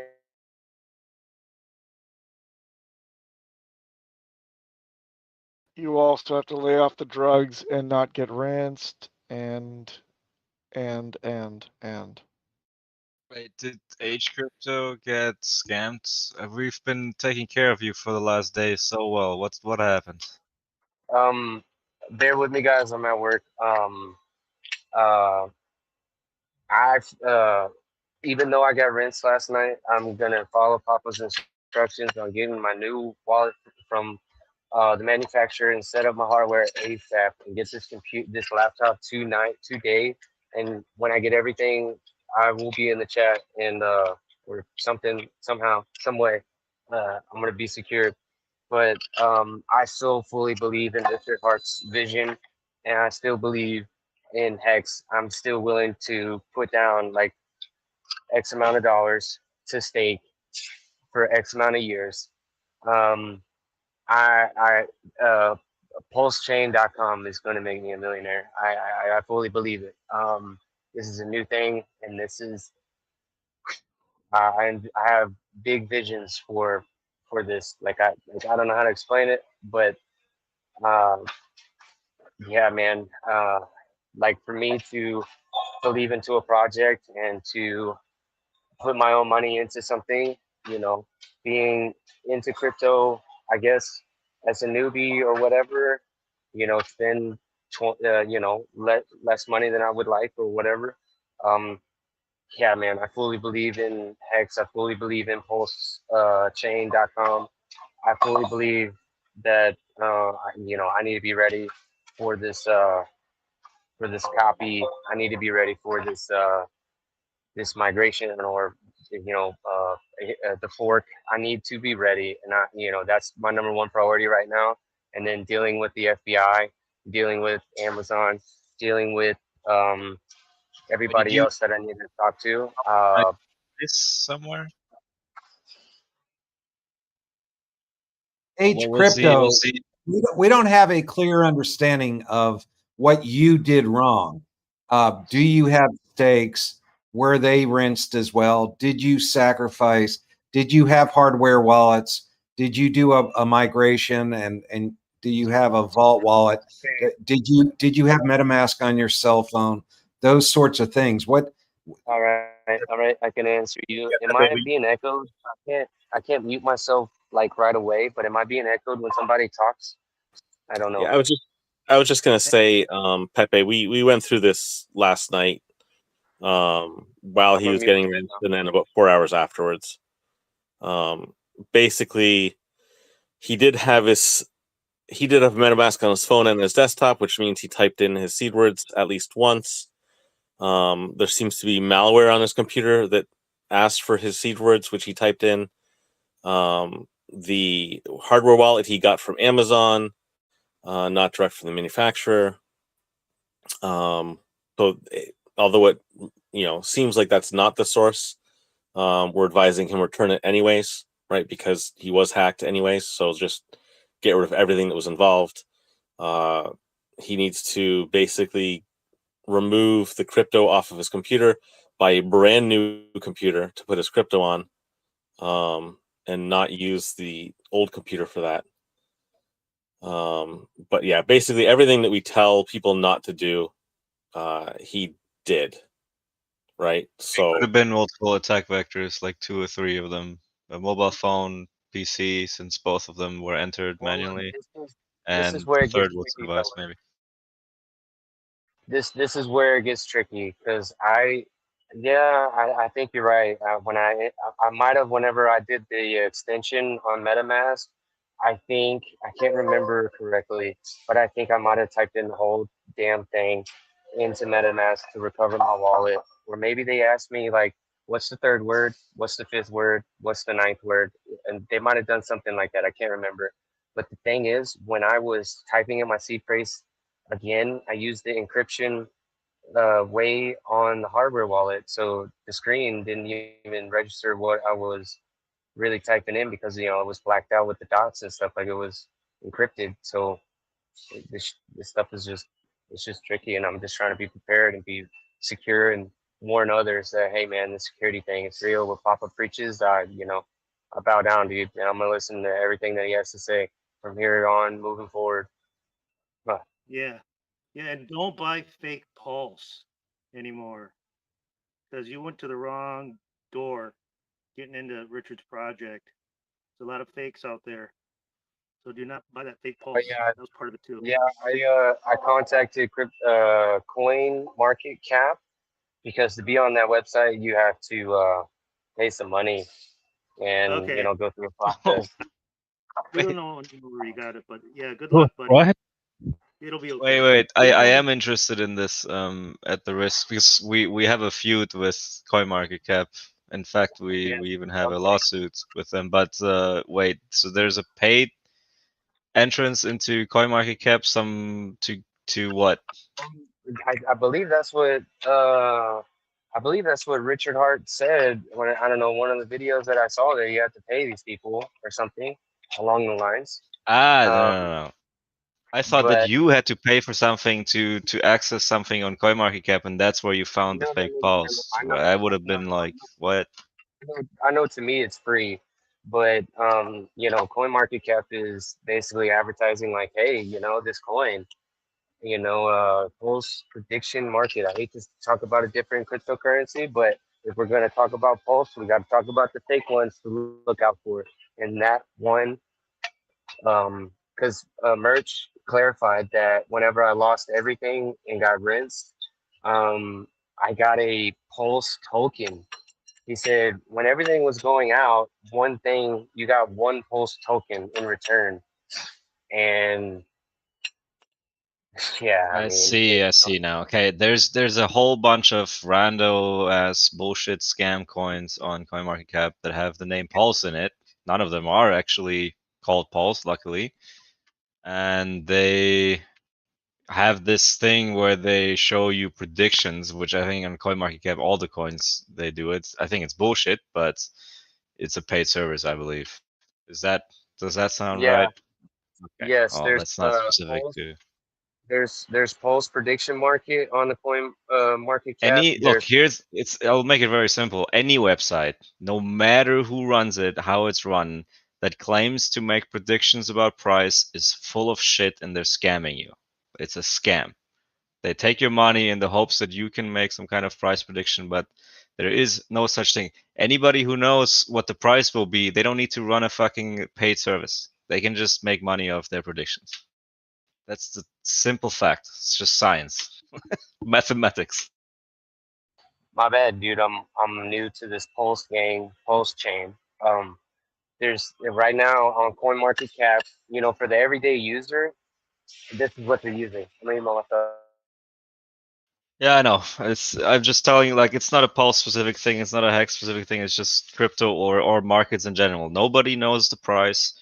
Anyone who claims to predict is full of shit, or maybe they give you some probabilities, and that's about it.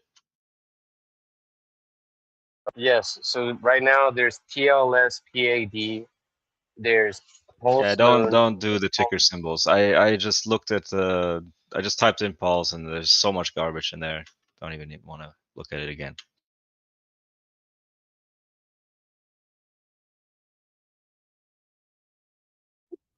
So Dog shit. if you did you sacrifice, and if so, you are now in a race against the guys with the black hats, right? Come launch day. What do you, I don't think he I, sacrificed, which is why he bought fake Pulse, right? I did not sacrifice, but I did stake. I mean, it was very a low amount. I'm just Well, gonna then chalk this. you're in a race against once the stake ends, who gets to transfer it out. So I don't know if the other guys already gave you advice on that, but I would suggest, since you're now both the co-owners of this wallet, you may as well train rigorously until your end stake how to fastly and efficiently move out your funds to another wallet. I I'm not gonna suggest you touch spend that the next wallet. week's month, however long your stake is, to do that. I'm not gonna touch that wallet. I'm not gonna do anything with that wallet. I'm not when I You can get fully trade secured. regardless on another I'm not wallet. going. I'm saying. Yeah, but I'm not going anywhere near that.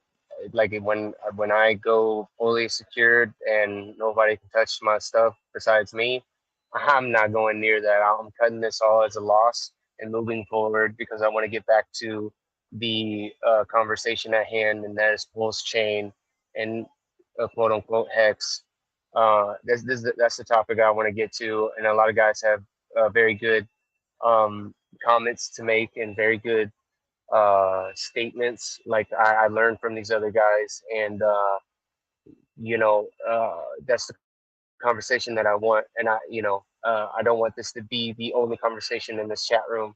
I'm a real person, but yeah, man, I like as soon as this is over, I'm fully secured. I'm never going to talk about this again, and we're all going to chalk this as a L, and we're going to move forward. And yeah, man, I just All right, fair enough. Fair enough. I like your attitude. I mean, you learned the hard way. That's, in my opinion, unfortunately, the best way to learn. You can do learning through third parties. It's maybe not as efficient, in my opinion. So yeah, take it. and Talk another about it thing, again. like, You need to warn you need to warn other people, man. So it's good to talk about it so we can learn from your mistakes.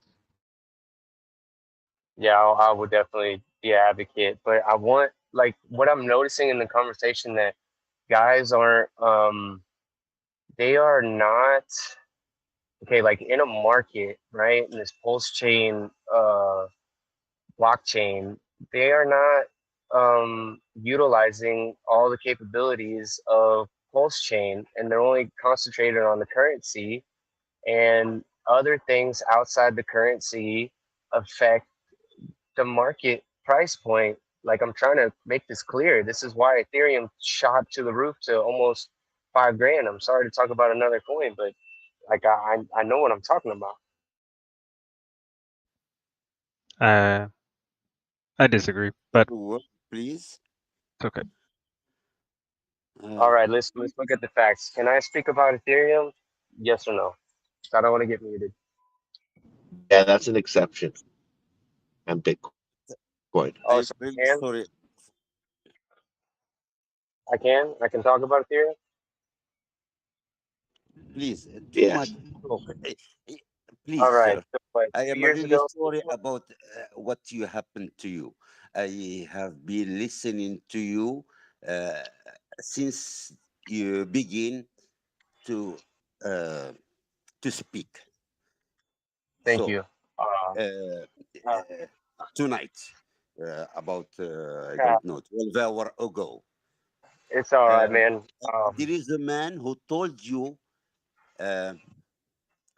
do not speak anymore. You go to Etherscan and check your wallet. So, Yes, sir. and Yes, sir. We are. continue to speak. We've And been through without, this. Yes, sir. Can I talk Well, about Ethereum I real still quick? Yeah, I still think it's okay to table the conversation because there's going to be newbies in here daily who we don't want to, you know, fall into the same bad habits and ultimately not to get rinsed. All right, can I maybe like I don't can I talk about it? Yes, man, you can speak on Ethereum. Okay, let's see here. NFTs. I'm not trying to say anything, promote anything. 2 years ago, that's when they started coming out. And 2 years ago, Ethereum was fluctuating $150 to $750 to $800. It was fluctuating a lot. Now, introducing NFTs and the metaverse and all this crap. Um, uh, since now to enter or make transactions or purchases with metaverses and buy an NFT, I have to have Ethereum. So if I want to get that NFT, I have to, get Ethereum, and so I can make the transaction and get that digital ownership. And NFTs grew from 80 million in 1 year. I shit you not, 80 million to they said Google evaluates it at 10 billion. But I saw on another big website that is Metaverse like Central, they're quoting the industry at 300 billion, volume traded and everything. So these NFTs had a direct impact on the price point, um, going from 800 to almost 5 grand in like less than a year. So I see direct correlation because I was like, all right, I'm not gonna get Ethereum or whatever, and now I was eager to get Ethereum. I was eager to make these transactions because I did my research, and I was eager. Like I saw functionality of the currency. It wasn't just currency. As much shit It wasn't. we It wasn't just currency. I saw the utility of that currency. I saw it like we can't just be tunnel vision on just the currency. We have to factor in what the currency is going to implicate as far as utilities going down and going forward. That's So what's really going to move the so price to where we so want it. so what's your what I guess what point are you trying to make? You understand that Pulsechain is the native gas token, right? So there are projects being built, and there will be more projects that are gonna be built on I just Pulsechain, and it'll have the same utility. So I don't understand what your point is. that I don't want because I was trying to talk about this the other day, but I got shut down very hard, and so respectfully, I just didn't. I just complied and didn't talk about it anymore. But um, what I'm trying to say Few is, minutes ago, you just tell us that you are newbie, and you are speaking about NFT. I am in the crypto about 6 years ago, and I never touched the NFT. I am just learning, educate myself to these coins and blockchain and everything. How you can yeah, put as far as NFT security just wise, yeah, I'm a newbie in this crypto world. As far as security wise, I am a newbie, but I've had my eye on crypto for over 10 years. I know a lot of people in here are very highly educated, and I'm going to learn from them on this, all this stuff that I need to learn that I have lack on. But I just want people here's to consider like now. that. So all the shit that we and Richard give NFTs, it's all true. However, we also have to recognize that unfortunately, NFTs were one of the biggest onboarding tools for crypto and especially Ethereum this year, or over even the last year.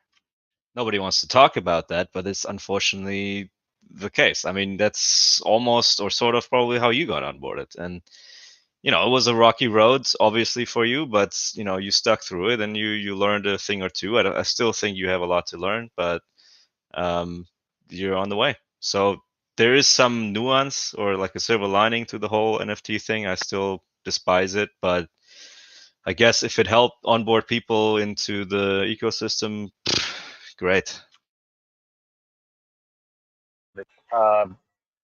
Yeah, correct.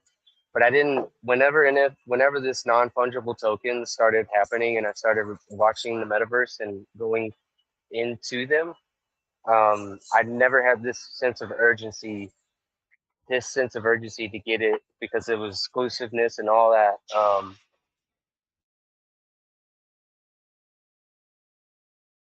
Sure.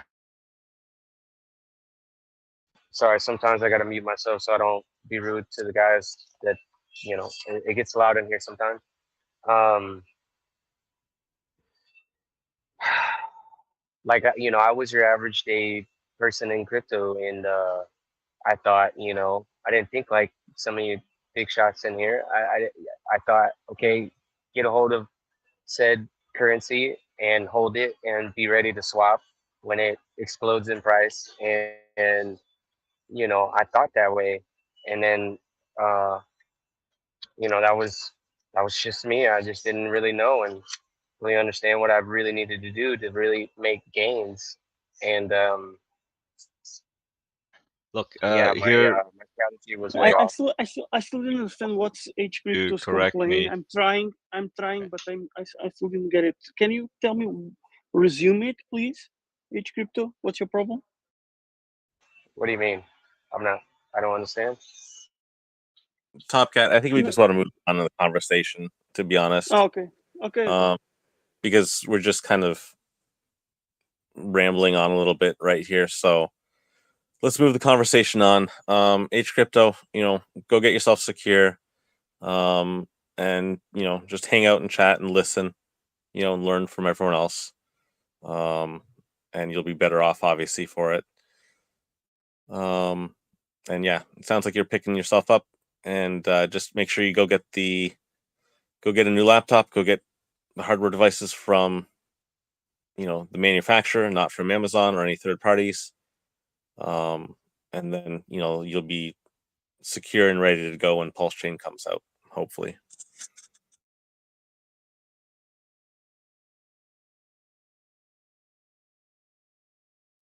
Any further developments on that? How many weeks is now the expectation? Hey, thank you. Yeah, I have a lot to learn, and I'm kind of very grateful and thankful to find this community and people dedicated. Um, this is a first in a long time. Thank you. I'm sorry.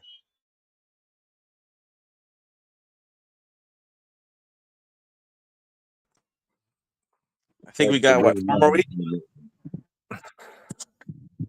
Yeah, I just wanted to say it takes a real man to admit that. H crypto, one question. You said that you had spoken with Papa Boner. Did you get an understanding of OPSEC before you bought that crypto, and you neglected to follow his instructions, or how did that all work? Because it sounds like you got halfway there, perhaps in some of the wrong ways, right? Amazon and so forth. But I think it would be a learning moment to sort of say, was you had gotten the information, you didn't follow it, or you got the information but it was too late and your machine was already hacked. What is the exact question again? I'm very sorry. I'm trying to figure out how you did so many things wrong. If you had spoken with Papa Boner and perhaps others about OPSEC, and did you just not follow the guidance, or did you do it improperly? I'm I trying to followed figure out. Papa's instructions. I followed Papa's instructions 3/4 of the way, and that's when things started happening. I opened the box. The box was tough to get into. The box was perfect. Plastic was perfect. The seals were there. Everything was there. The only thing that was not there was the the like the wristband, the string that comes along with it, and I got stickers and crap. That was the only thing that wasn't there, and so when I put the treasure, like whenever I plugged it in, it started doing exactly what Papa was doing, encrypted, entering my seed. So I'm like, all right, so there's no way that this crap is gonna know what kind of words I'm putting in the machine because it's black for me, so it should be black for everybody. And But if you followed his instructions, I know Papa. Papa would have told you to take all your liquid off that migratory wallet and put it onto a vault wallet. So yeah, hey, once I think getting the so. This wallet guy from had the came treasure. in. He came in with already with a malicious MetaMask. When he came in, his first question was, "Hey, when I copy and paste my address and paste it into somewhere else, it shows me a whole different address." So it already was a malicious MetaMask. So he didn't Not take the only that, but OPSEC until after that happened to him. not only that, but Papa told him instead of doing a migration and bringing those seeds that might be compromised into a hardware wallet, he told him to create a 24-word seed phrase on the device and do a simple send of all of his assets over to the new hardware wallet. He never told him to migrate it.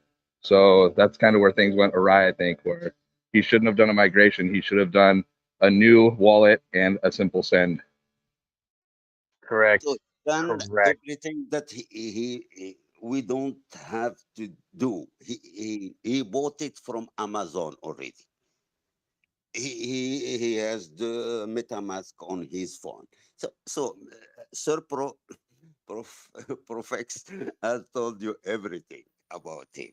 So and Mr. Milo told him, stop speaking and go make this. And he's still speaking. Well, I don't know what to tell you.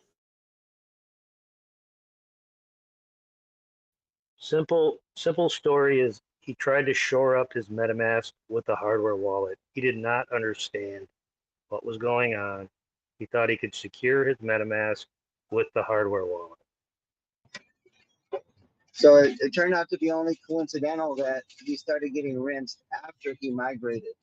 That was just a coincidental timing. I just thought that was weird last night when this was all going down. That it just happened right after he migrated. So I thought he had clicked on a bad link or something when he was doing his migration, or to download his software for the Trezor or the Ledger. That's what I was thinking at the time.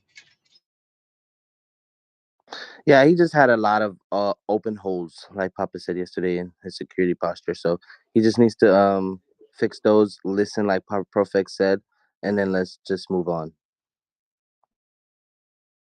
Stay sober while doing crypto. Steak and bake. Let's say one thing to the community since it's almost top of the hour. Do we input our seed phrases into anything? Do we import our 12 or 24 word seed phrase into anywhere? Nope. No, not.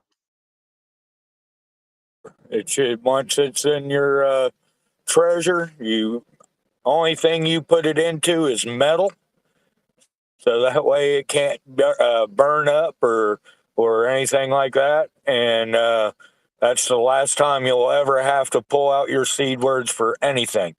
Anybody ask you for your seed words ever, website or anything, it's a scam. Nobody will ever ask you for your seed phrases, not even the manufacturer of the device. So.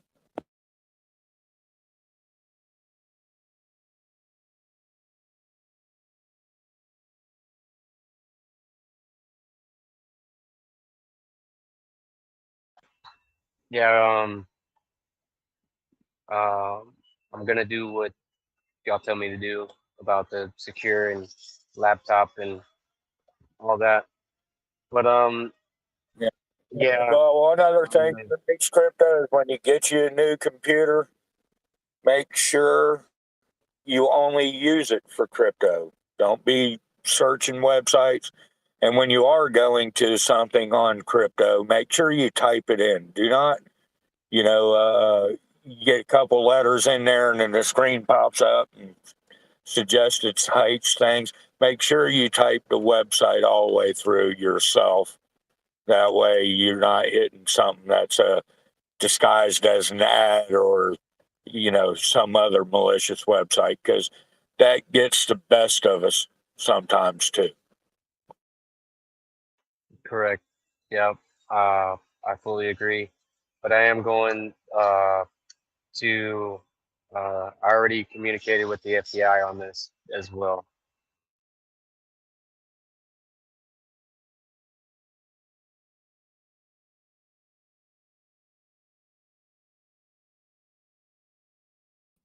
Well, I'm sorry for your loss. Sounds like there were correctable errors that could have prevented this, perhaps.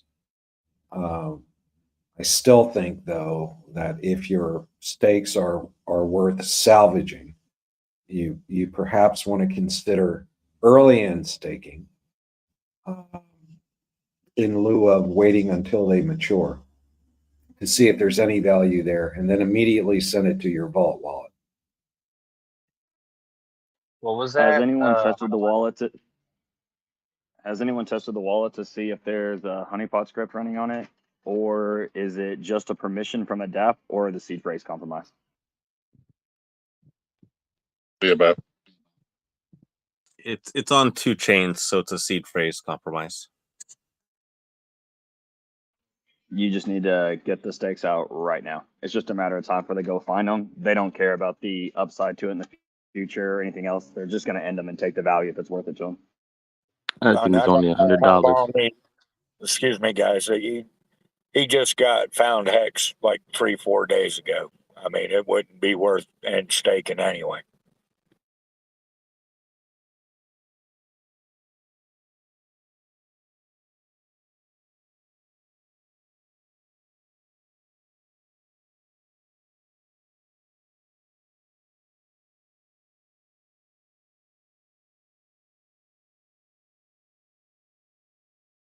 Yeah, my new wallet. I'm not going anywhere near my old wallet. My new laptop isn't going anywhere near my old desktop. Like, I'm going straight new, 100% legit. And, I just synced everything with like my taxes, like 2 days ago, of everything that I did in crypto, just so, I'm being transparent with the law and stuff. And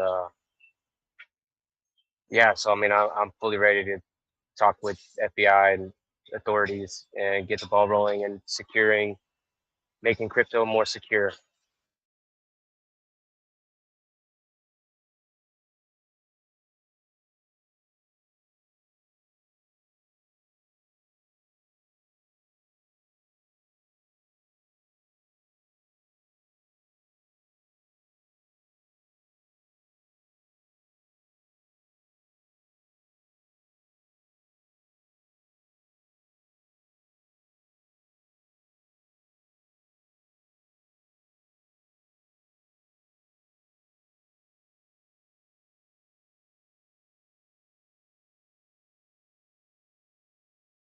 Good morning, Walrus. How are you doing today?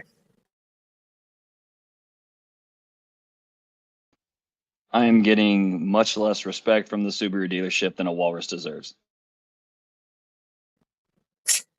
I agree, especially when you walk in and throw the cash down on the table. So they should just send you the keys and tell you to go on your way. Yeah, when I flipped the USB stick that's a hardware wallet, it just didn't have the same impact as the cold hard cash, but hopefully they'll get it.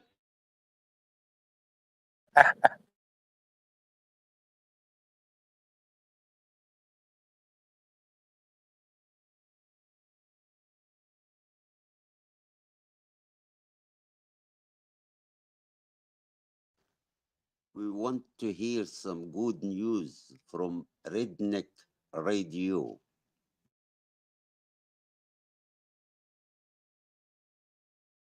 Yeah, the Red Bull one.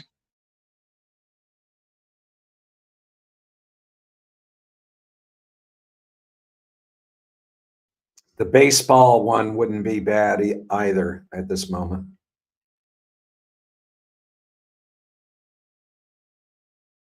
Hey, I also have a question on how I should obtain my new treasure. Direct Correct. IO. Type that into your browser bar, trezor.io, and order Okay, it. I understand that. Uh, God dang it. I just had this. I just had it in my head. God damn it. I'll be back in like 2 seconds.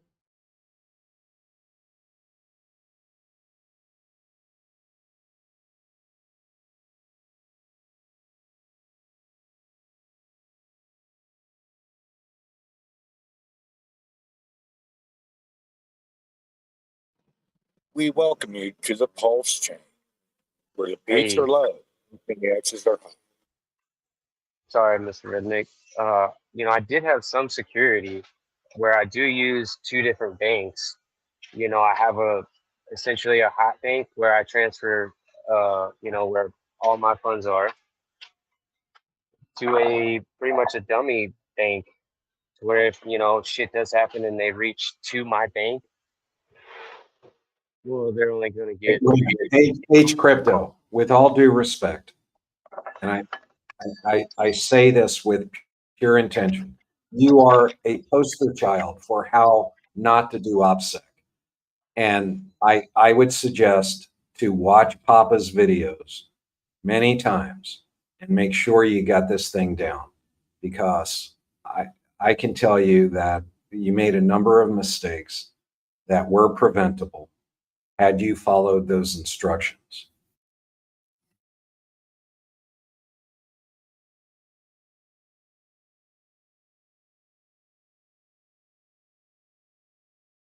Yeah, and not how you're doing your banking and stuff. You probably don't want to discuss openly on the chat either. It's just, Yeah. one of the security things.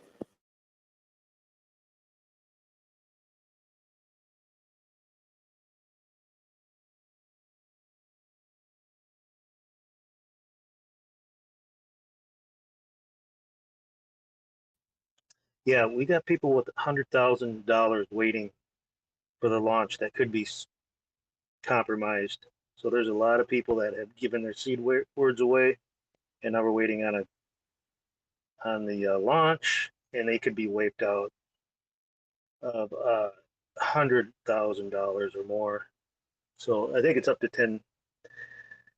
I don't know, a couple million that we're waiting on. Walrus, isn't there such a thing as How to Pulse offers a service for potentially compromised wallets?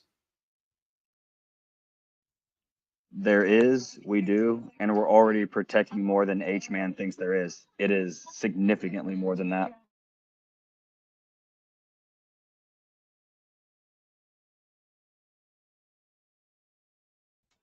How do I get on the list with my new public address and stuff? How do I get on that list?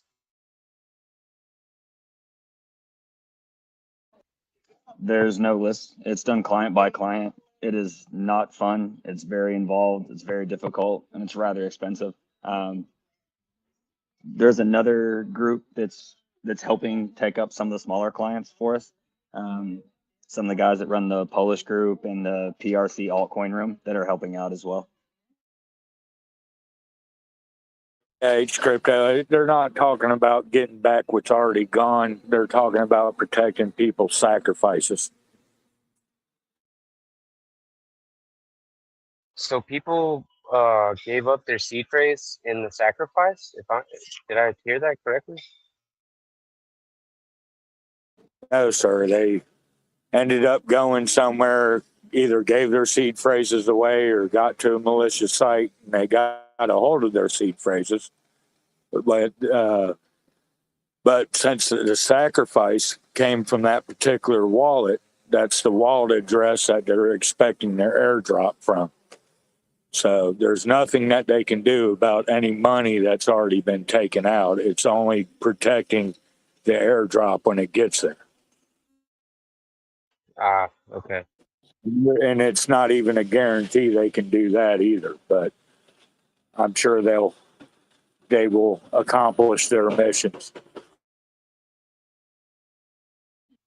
Yeah, after the sacrifice actually happens, we'll be able to explain some of the insane tinfoil hat crazy levels we've gone through to make this thing the highest percentage possible thing it can be.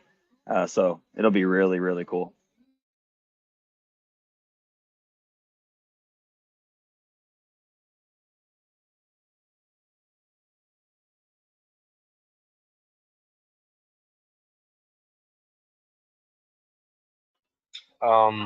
When I get my laptop today, should I order from that laptop, my treasure, or should I attempt to use a friend's computer that has no crypto crap like at all? Like, what's my best So way? your best bet is to make sure you once you get the new computer, you can use that computer. But once you use that computer, don't use it for nothing else but crypto.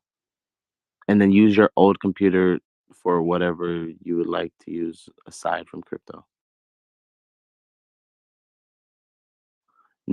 Yeah, I'm 96% is going. all user error. So you got to know everything you click, everything you see, everything you enter, you have to be weary of on any page. Yeah, I'm going to Windows in the mall today. Um, getting my laptop straight from them. Uh, yep. Cause I built my rig, like my computer I built myself, so it's not like I bought it, off Amazon or whatever. I built each component.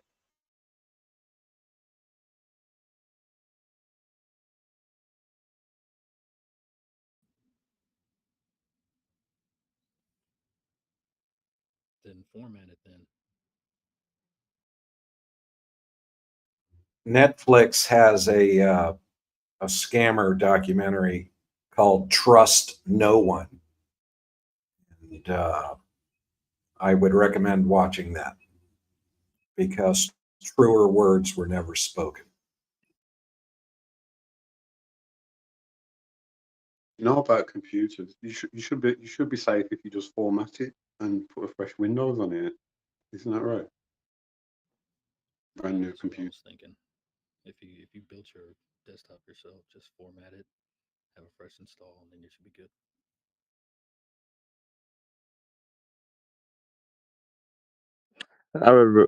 In my opinion, I think starting off fresh with the new computer is good, but formatting sometimes he has to back up some of the data, and some of those data might be compromised. So if he puts it right back onto the computer, it's just gonna recompromise the computer. Format it, but don't back up nothing. Format. That's what I would do. Or if you back up like your personal stuff, leave them on a portable hard drive and don't put it on that particular computer. There's viruses that survive a format even and live in the BIOS while the format happens.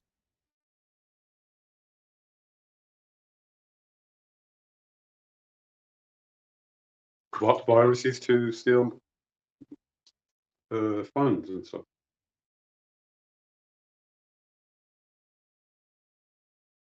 I'm saying if he builds his computer, then he knows how computers work. He knows more than the average, so he should be able to format it. Download new BIOS from the website, from the motherboard pack, flash new BIOS, format it, just to save himself buying a new computer. Yeah, I agree. Yeah, it's a rigorous progress, but I have huge gains in the future to make. So I think the best route for me to take at this point, until I get everything settled, is to get a new laptop and go that route for just now, so I can be on board the Hexagon and the Pulsinator. So right now I'm just nobody. So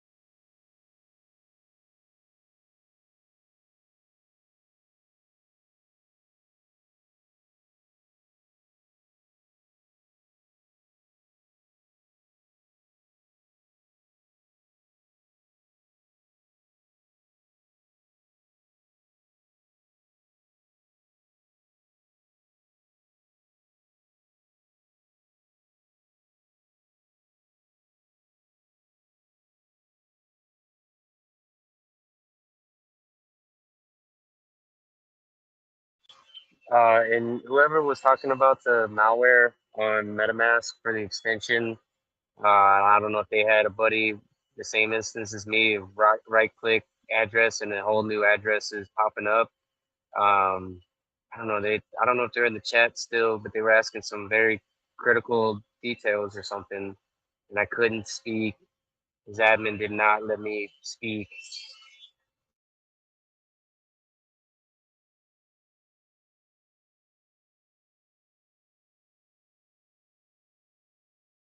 I love you, admin. Please don't unmute me.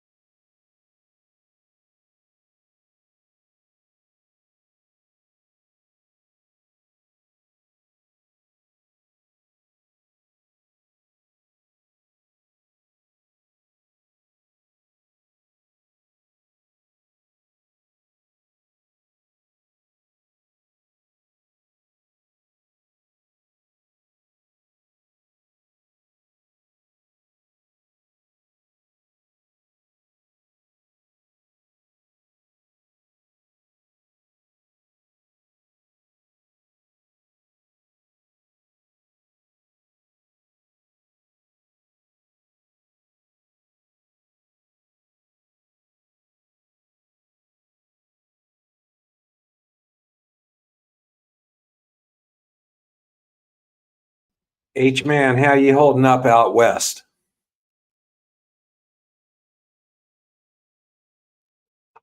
Good. Not too bad. A little warm. It's great bike riding weather, though, isn't it? Oh yeah. I rode the old twin in the HOV lane. Fun stuff. Wakes you up in the morning. out of curiosity, do you wear a helmet or does that not matter? Yeah, I wear a half helmet, but oddly you say that. Yesterday I didn't, and my hair was just blown back when I got into work. I looked like a freak. I didn't look in the mirror, but yeah. Otherwise, yeah, I'm wearing it. So you looked like the dude sitting in the chair in a Maxell cassette commercial. Sure did. Sure did.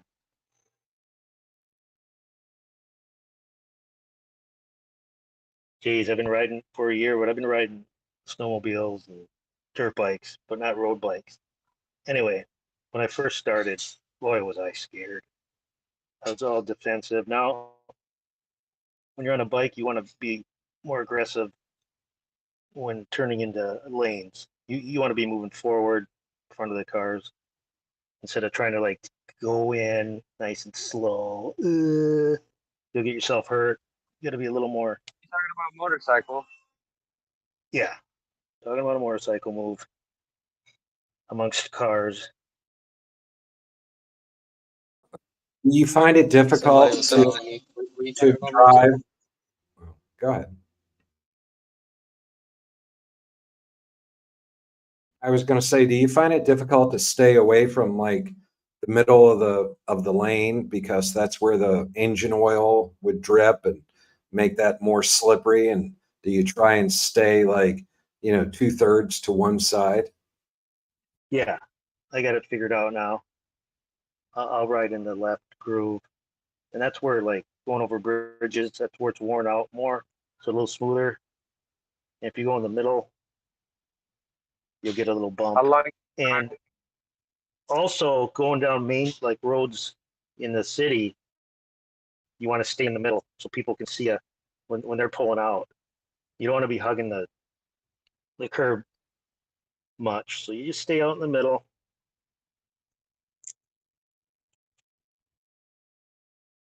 I had a Norton 850 Commando years ago and lay it down to avoid T-boning this lady that pulled out right in front of me. And that was the end of my riding career.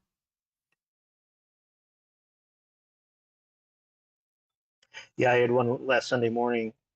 The guy didn't see me and he pulled out right in front of me. I had to put on the brakes pretty hard and swerve out a little bit. And then I'm like, oh well. So I'm behind him, and then another bike pulls out and he slams on the brake. He almost hit him. And so I turned right. I'm like, that guy. And I looked and he's sort of on his phone or something. It was let's say Washington plate. So he was out of state or something. So I traveled about a quarter mile and I'm like, forget this. I'm turning around and go flip that guy off. So I turned around and I couldn't find him. So I just went home. That's the only thing that's happened lately. People, they won't see you.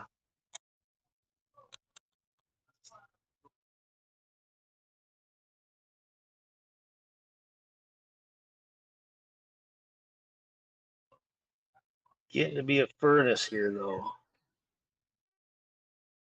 That's why you drive you a really loud Harley. That way they can hear you. They don't need to see you.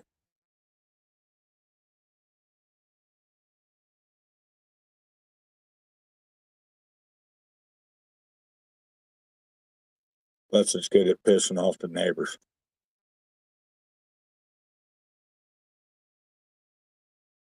I know some people like them. I don't like the loud ones.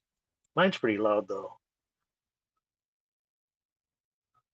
But yeah, a lot of people. Yeah, you piss off the neighbors.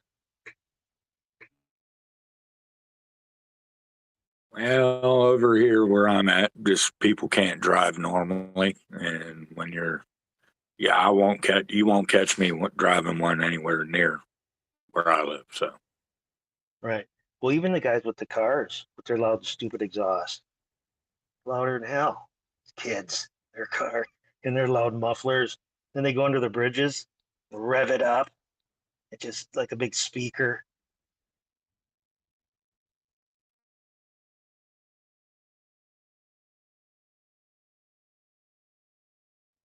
Well, I mean, I don't have a problem with that necessarily. As long as it's a '60s era muscle car, one of these rice burners that they put glass packs or something stupid on. That's retarded. Yeah, it's these little Hondas with these fucking turbo mufflers. But no, I don't mind letting the people get their anxiety and aggressions out. People got to vent.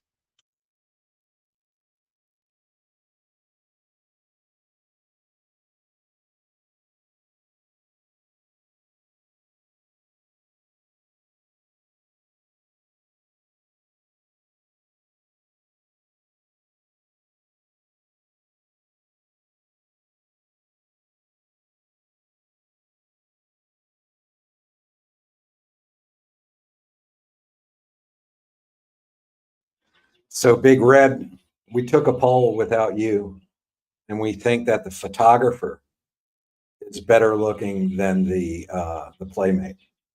What say you?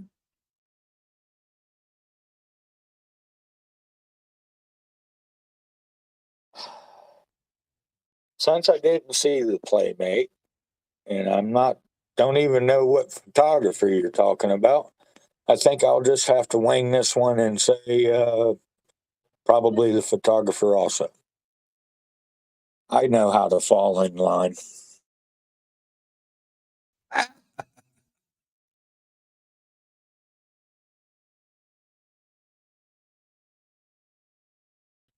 Was that Brian, the photographer?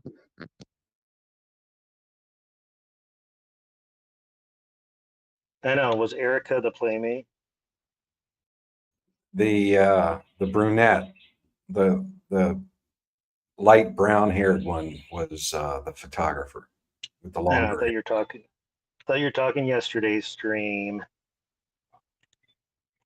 The photographer or Eric. Hey, guys, who in here has a treasure wallet? I need to ask a question so I know What's up? what to look for. Um, I'm gonna buy it today. What is the charge? What? I need to make sure that this treasure place is the treasure place. So when I get charged on my card, um, like what is it gonna read? Is it gonna read treasure charged me, or is it gonna? Yeah, it's gonna I'm say not too sure. treasure.io, and it's Oh, gonna be as the from Czech charge. Republic. It's Satoshi Labs is the company. Okay, I'll be on the lookout for all that. I just want to make sure it wasn't something like else or something different.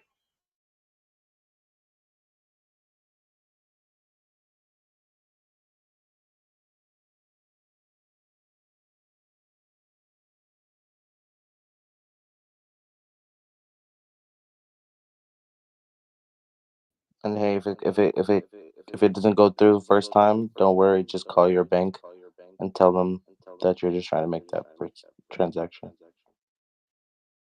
Yeah, they do that. Um, there's this thing. I don't know if people are in a region where things aren't available to them. I'm not going to say such region for security purposes, but I think we all have a grand scheme of what region I'm talking about. There's this thing with the banks that I have to open up overseas transactions. So I just found out like 2 or 3 days ago.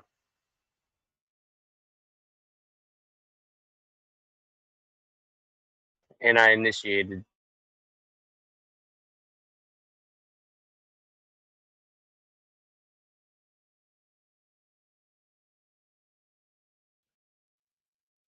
Hello. I wonder if somebody can help me. I'm trying to send something from one treasure to another on one computer and getting nowhere. Um, who's talking? So I can turn you up. Crypto Nutter. Crypto Nutter, your voice is very quiet. Quiet. Sorry, mate. Hang on 1 second. Is that any better? I think it's a little better. Okay. Yeah, what I'm trying to do, I've heard the story about the one lad losing something off his. I did everything Papa Bona asked me to do. I migrated a wallet because I'd sacrificed, and I've just set up another wallet I've already got some hex in that as well. I'm trying to get the hex out of that into the cold wallet, the 24 seed one, and we're struggling.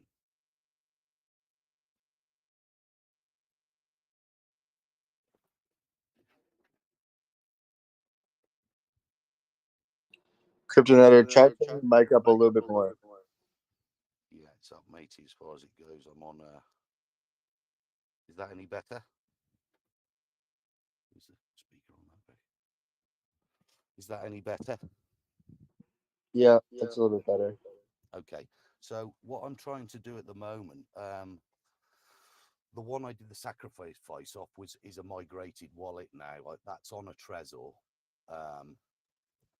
but I'm trying to send some hex out of that to another wallet that I've set up as a cold wallet.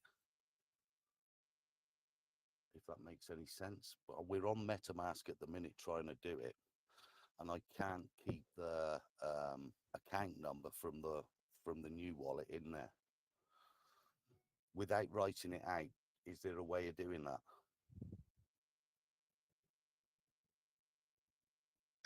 So your mic, if you can mute your mic while this. That's about as high as it goes, matey. Yeah, just mute it while I'm talking so you don't get the echo. Okay, mate, sorry. Please. Oh, good. So okay, you migrated from a hot wallet, and you introduced those seeds to your Trezor, so you migrated it to a cold storage wallet. Now you want to send hex from that migrated Trezor to a hot wallet again. Is that correct? You want to send it back to a different MetaMask? I want to send it to another Trezor, which is a cold wallet. It's a 24 seed. At the time I spoke to Papa Bona, he told me to do the first one first. That was critical, he said. Get that one migrated, which I did. Meantime, I ordered another Trezor. That's now arrived. I've set that account up. And what we're trying to do off one computer is send the hex that's still on the migrated wallet over to the cold wallet.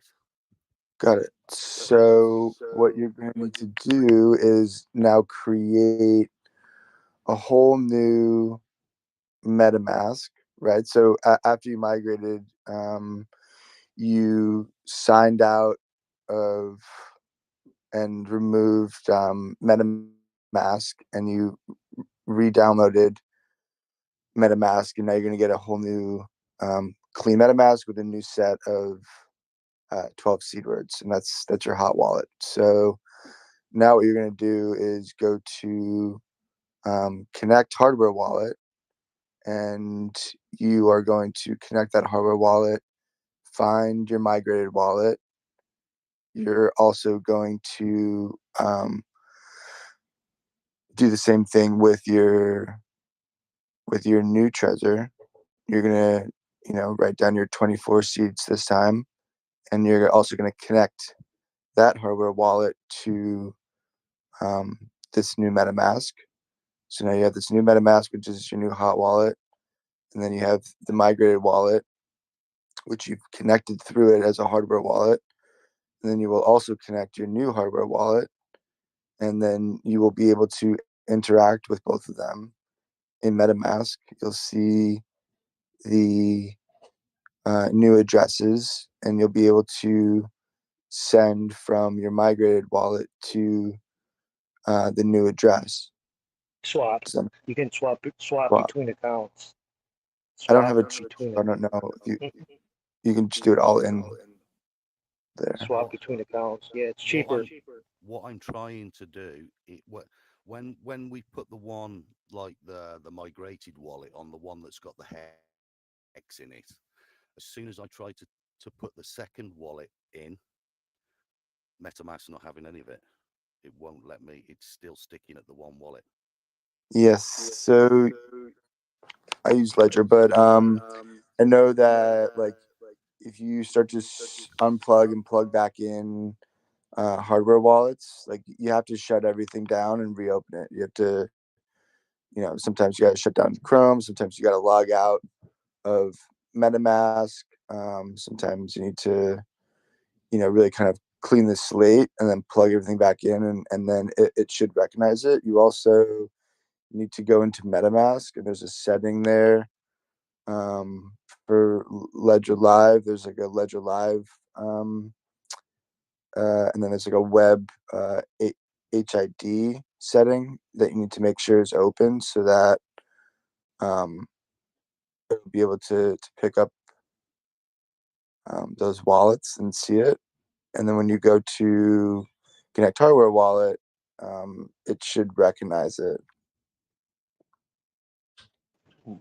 What you need to do is once you've migrated to your hard wallet, your MetaMask, you then uninstall the MetaMask and reopen a new one with a different 12-word C phrase. I've already done that.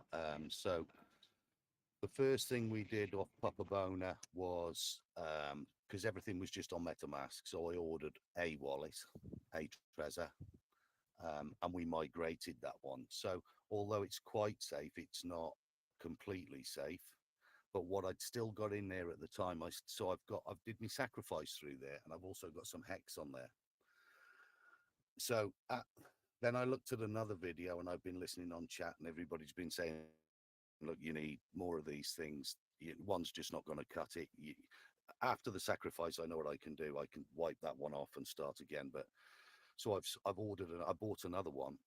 We've set that up now as a 24 seed, and what I'm trying to do is get the hex off the migrated wallet onto this. And is there any way of sort of keeping that address of my new one on MetaMask? Hi, Crypto Nutter. Yeah. Okay. Hey. So like you have your migrated wallet on a Trezor, right? Correct. And you have what they call a vault wallet set up with your 24-word seed, right?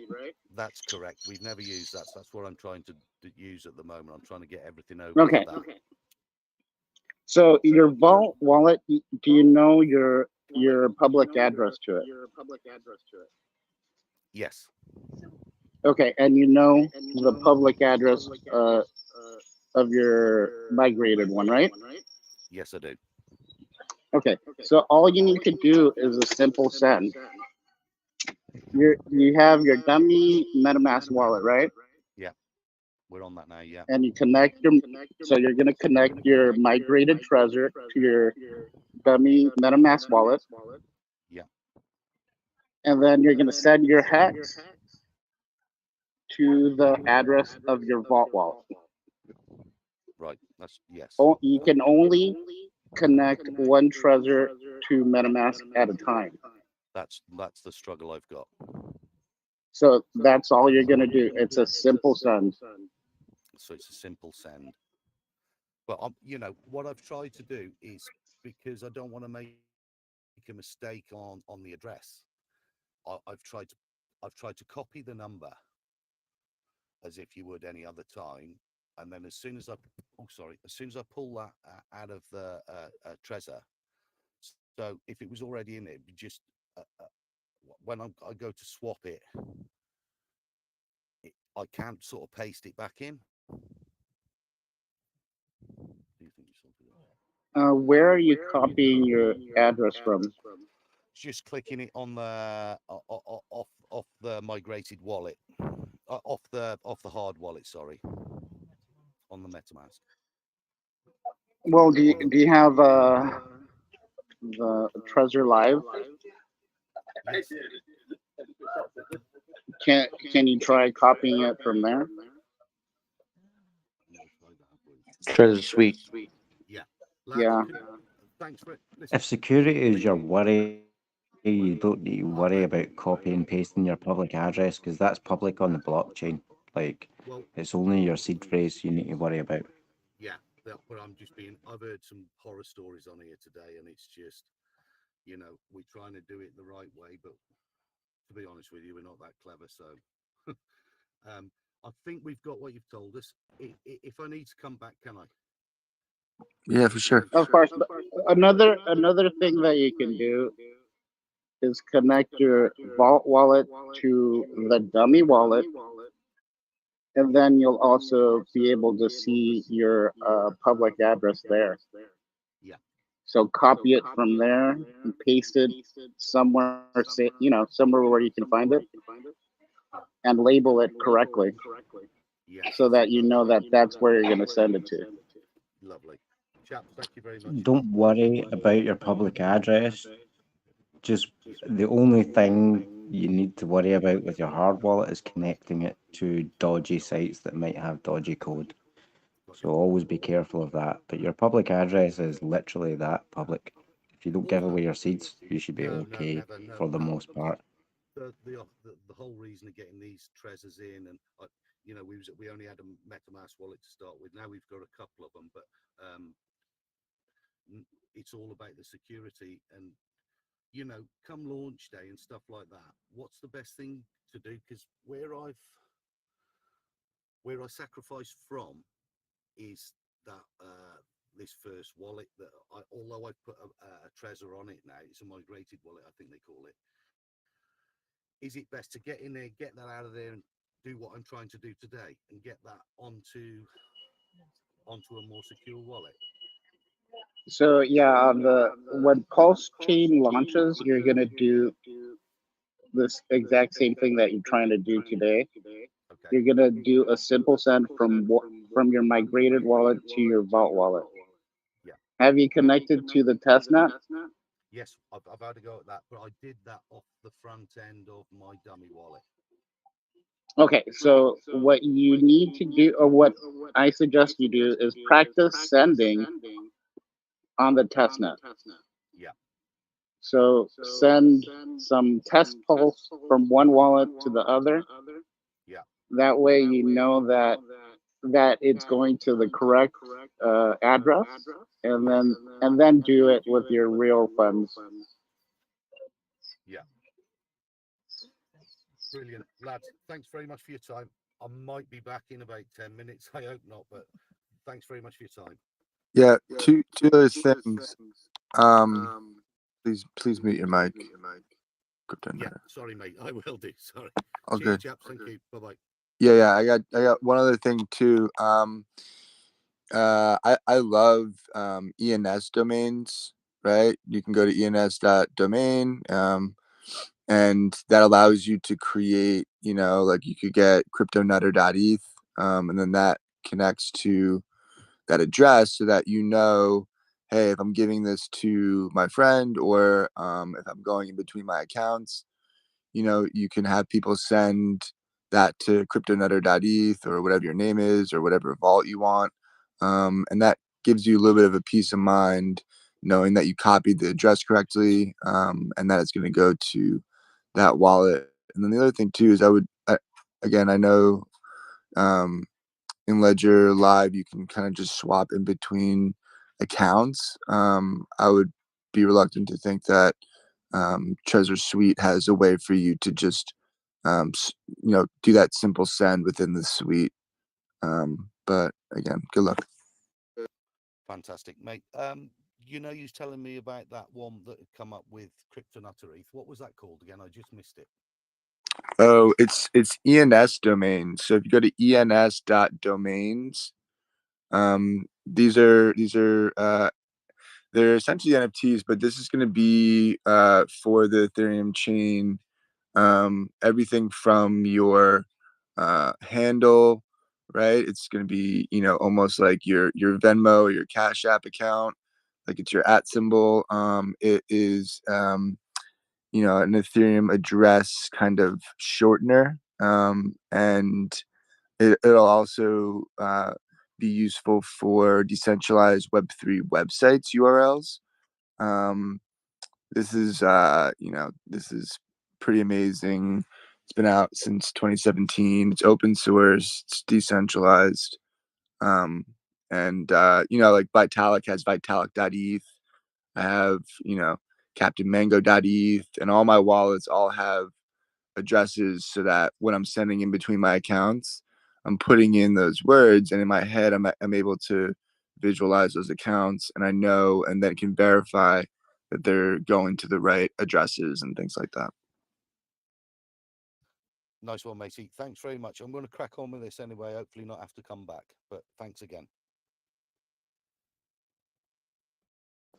So guys, how do we answer the question? Whereas to say, why did Richard Hart put in a lot of money to the sacrifice address at the final stage?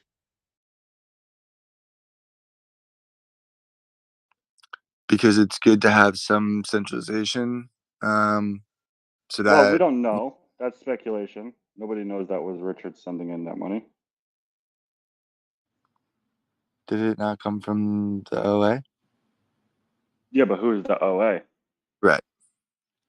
We don't know. So we have to stay clear on that message. There's several things that handles. One, centralized ownership is generally price positive. The other side is that supply acts sort of like a nuclear deterrent, and that there's no real way to 51% attack or control multiple validator nodes.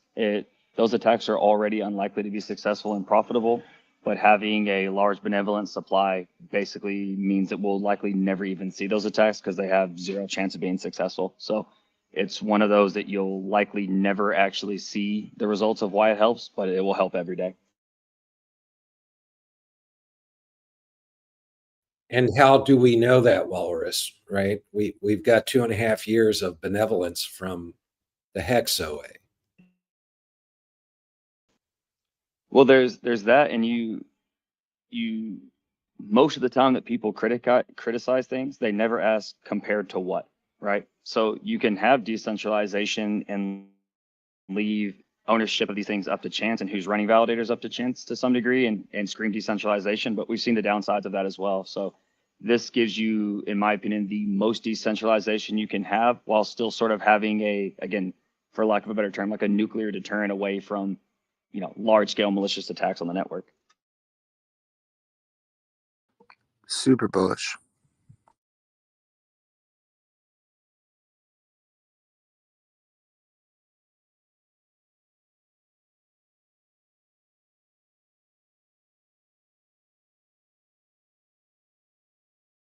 Isn't that how the latest Polygon hack happened?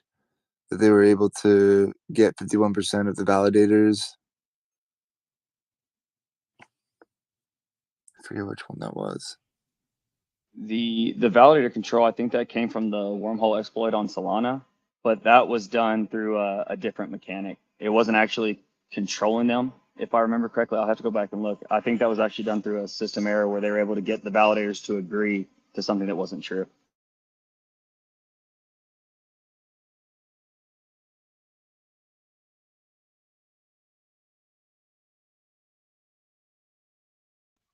I might be confusing two hacks together. Most people who write bad software get hacked so often, it's hard to keep them straight.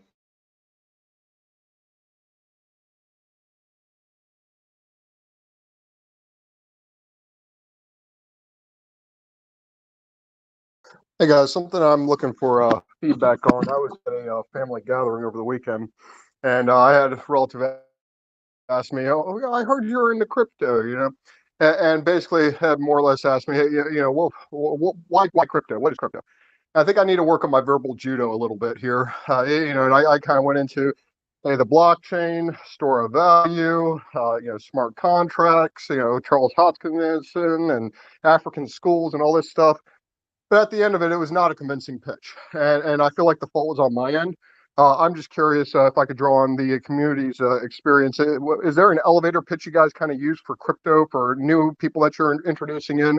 What do you find to be an effective presentation of what we're doing here? I don't have an elevator pitch, but I do want to congratulate you on your reference to judo.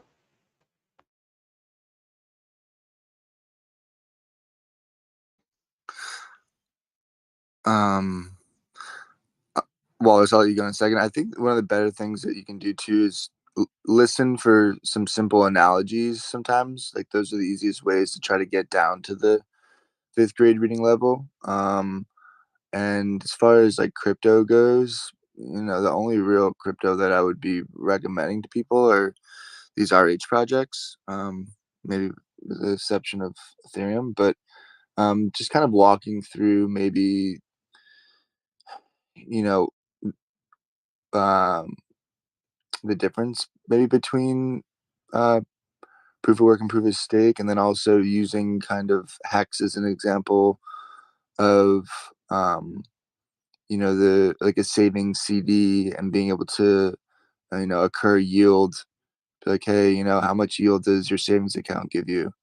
um Talk about inflation and kind of show how HEX is designed to um, allow for you to potentially get yield and then also have the price appreciation, and then also the idea of digital sovereignty, and if they're comfortable being their own bank, and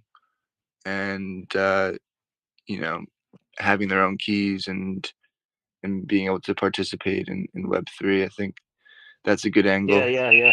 That's cool. And then make it personal. Like your kids are involved. Like I say, yeah, I've got stakes for my kids for 10 years, and that's going to help them when the economy is maybe bad. So make it a little personal, then tell them be your own bank, because you can't get garnished wages if your money's sitting over in a crypto wallet. You can't garnish your wages. JK, I've honed my pitch over this past year, and I've been devilishly successful. And what it all comes down to is you have to find out where to start, right? So have they invested in other digital assets before? Are they invested in legacy? If so, which ones? Not how much, but which ones? And if they've never invested in the most speculative asset on the planet, I think you need to be very high level. And just there's 3 main criteria. 1, the founder. And you can go into all the level of granularity that you want about Richard Hart, his track record. 2, the utility of the digital asset, price appreciation and yield. And you can go into your discussion of HEX at whatever level of detail that you'd like. And then 3, the community, and talk about the hexagons and that. So that at a high level is how I think you can distinguish HEX as the shining city on the hill and separate it from the 19,000 other cryptos that are out there. If they're coming from legacy, then I think it's fair to say at a high level, okay, let's talk about investment classes. Bonds, 2.5%. That's the yield on a 10-year, right? Gold, 1% for the past 10 years. Value stocks, 6 to 10%. Growth stocks, 15%. And then talk about the yield that is possible, both in terms of price appreciation and yield from digital assets. And I have found that is a very thought-provoking way that is non-threatening, because otherwise it sounds like, you're just shilling Richard and so forth. Yeah, I really Yeah, want I to think back up Pepe. I really want to back up Pepe on that. I think you should speak to people about crypto at the same level of financial literacy they have on current markets, right? So if if I walked up some 20-year-old kid who, has a Robinhood account, okay, well, I'm going to speak to him on that level. If Pepe didn't know about crypto and I stumbled into someone like him, I'm going to speak on an entirely different level, right? Pepe's very experienced in a lot of these things, has a, big IQ, big vocabulary. I'm going to speak very differently. So there's all kinds of great things about crypto, but you want to speak to them on their level of financial literacy and whatever, if you have any insights into what they would find appealing. And that question typically boils down to, JK, what is it that you would need to see, hear, or feel in order to make a proper evaluation? And then just go after it. You have all the content. You just have to sequence it. I think JK touched on something too.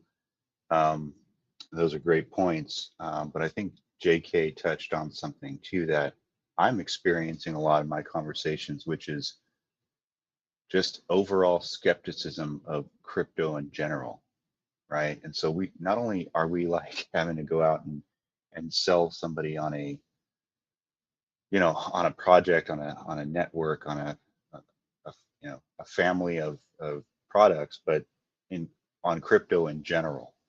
Like, what is this? Why is it going to be around? I talk to people mostly like in their 40s. They're pretty, they're pretty ignorant to what crypto is. They think it's fleeting. It's going to pass by. Not many people are into it. It's complex. It's not something you can hold. And so what I do is I make a lot of analogies to, well, somebody said it on this chat not long ago. When was the last time you had $100 in your pocket? I mean, things are already digital, right? And when was the last time you could go to an ATM and withdraw $10,000 or any amount that you wanted? And so a lot of people have these notions that, well, you can't really get the money out if you want it out in crypto, right? And so they don't really understand a lot of the very basic things about crypto, like how to purchase, where to purchase, how to get your money out, how to move money around, what it is, the utilities around it.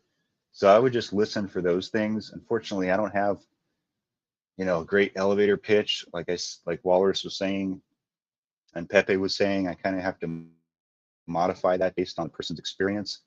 But those are some of the objections I'm getting have to do with crypto in general, like, not necessarily Hex or Richard Hart, but I've got to go way back to like first grade and try to educate them on crypto in general.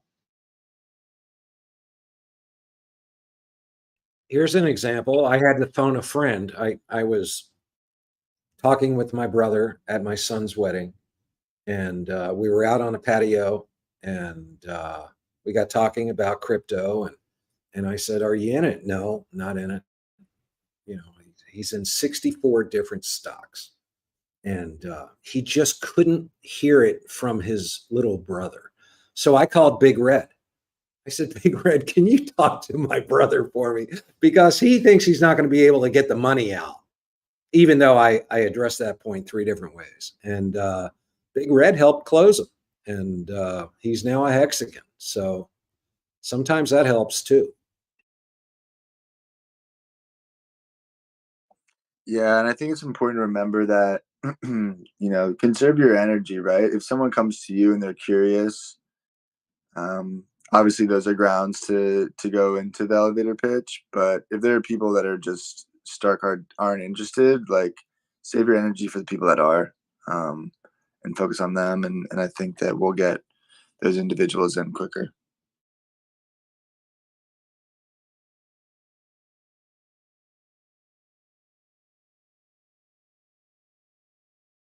That's good feedback, guys. I like the idea of trying to figure out what's important to that person and speaking to that versus I was trying a one size fits all. Here's kind of a Reader's Digest version of crypto. And I would suggest that you focus on these assets, which I'm currently engaged with, versus the person I was speaking to was all traditional legacy finance, and I really should have started there and focused on the price appreciation and focused on the store of value and things of that nature, which I did touch upon, but it was a small portion of a lot of shit I was regurgitating at him. And it almost seemed like he was interested at the end, but he was like, hey, if I want to learn more about this, how do you even go about learning about this stuff? I said, oh man, hex.com. I said, there are these great websites, really give you a kind of download on it. Said these Telegram rooms, I'm in them all the time, a massive amount of information. And I kind of was going through, how I learned about this. And that's what shut him down. He said, man, sounds like a lot of effort. He said, I don't have time for this. I'm running my firm and I'm doing all this. I'm already invested in all this. I don't need to learn all something new like I'm going back to school. And I couldn't get him past that hump either. I think I also failed on that front. I think I failed on making it seem like it was easier to be able to get in and engage with the community and to actually learn, gain a foundation and knowledge base. I think I scared him away with how I presented it. What about any feedback on that? I could talk for decades on that topic, and being in sales leadership. Listen, the worst thing that you can do is just bazooka somebody, right? I mean, if they're in a buying mood, like let's say, you're flirting with a girl, you can tell if she's exhibiting buying signals, right? Whereas if someone gives you the cold shoulder, no matter what you say, no matter how eloquent you may be, she's not buying what you're selling. So you need to move on. Maybe it was just the wrong fit, but you need to ask questions. You need to find out what turns them on. In my brother's case, he was willing to take, because I suggested this, his 10 lowest performing assets and just convert that into crypto, in particular HEX. And then the complexity issues, I volunteered, hey, I've got an extra Trezor. You get set up on Coinbase Pro. I'll do the swap for you come mainnet launch, and we'll get you into all 4 Richard Hart assets. And if I didn't give him that glide path, he never would have done it. So it's more work for me, but I love my brother and I think he needs to be in it. Hey, I got a question. Um,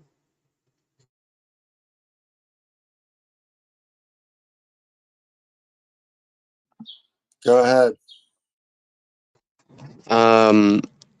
is there some place that I could send a certain file that I recently had downloaded the other day? I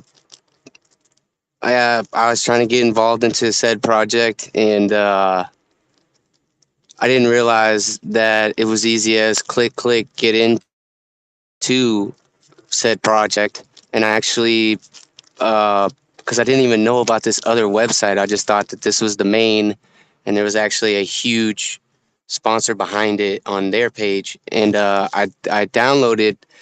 This file took a minute to download, and I was just kind of like, okay, maybe this is just, the metaverse, and I have to do this, because it took maybe like 10-15 minutes to download, and I'm thinking that it was fake, and I'm thinking that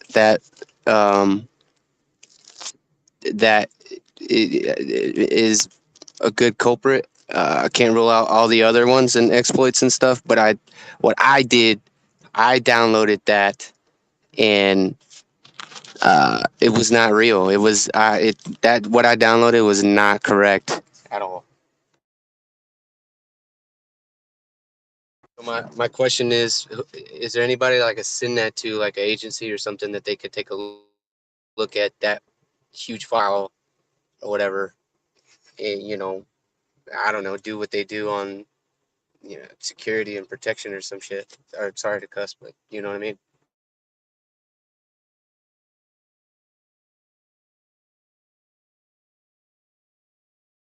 I don't know. Do you have a Mac or a PC?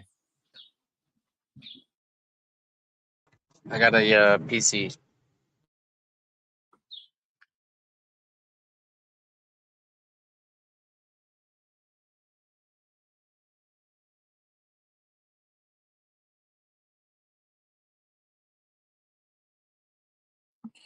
I don't know, man. I'd use Google or burn it or both.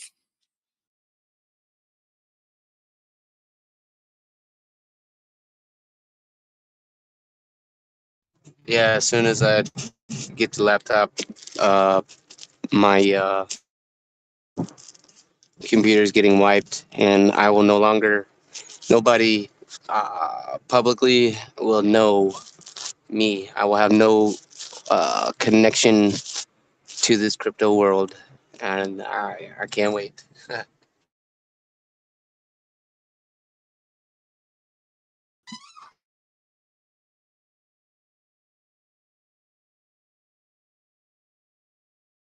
So that brings me to my next question: how to buy crypto? How was the safest way to buy crypto and put it in my hardware wallet or hot wallet? What is the best way? I'm not smart enough to know that yet. If somebody can answer that for me, please. Hey, HCrypto, you changed your, I guess, your icon, and you've been given several, like places to go to. And please, for your own safety and security, go look into the howtopulse.com. Go and check out hexnoob.com to try to get yourself a little bit more familiar, instead of coming inside the chat room, asking these open-ended questions that are setting yourself up for a possible attack. All right. And so you can get a little bit more involved and get a better understanding of crypto as a whole, especially as it pertains to Hex and Pulse and PulseX, okay? Or PLX. Yes, sir. Thank you for your response. I'm gonna do that. Sorry to do that. Sorry to bring it into the chat.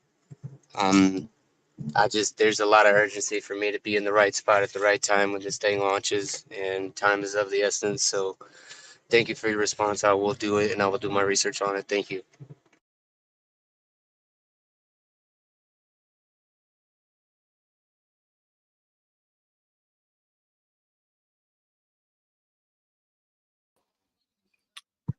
Just a quick one, chaps. All sorted. Thank you very much for all your help.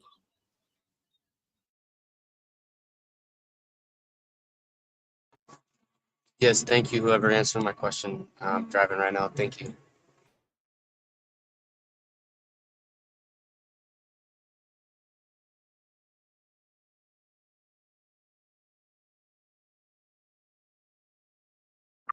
So just kind of drilling down on the verbal judo thing again, another kind of sticking point for me with him was being that he was from traditional finance. He could just not really wrap his head around the idea of multiple X's on price appreciation. It's like he was stuck at a 6%, 12% kind of return. He even flat out told me, he said, look, you're talking about these numbers, you're talking about these X's, and my brain can't even wrap itself around that. He said to me that it sounds crazy. It sounds like a Ponzi. He said, I don't see how that's possible. He said, I guess, maybe if you got it on the ground floor with Amazon or something like that, I guess. But he seemed to have a lot of resistance against that as well. How just, is there anybody that came across something similar there that found a way to kind of get over that hump?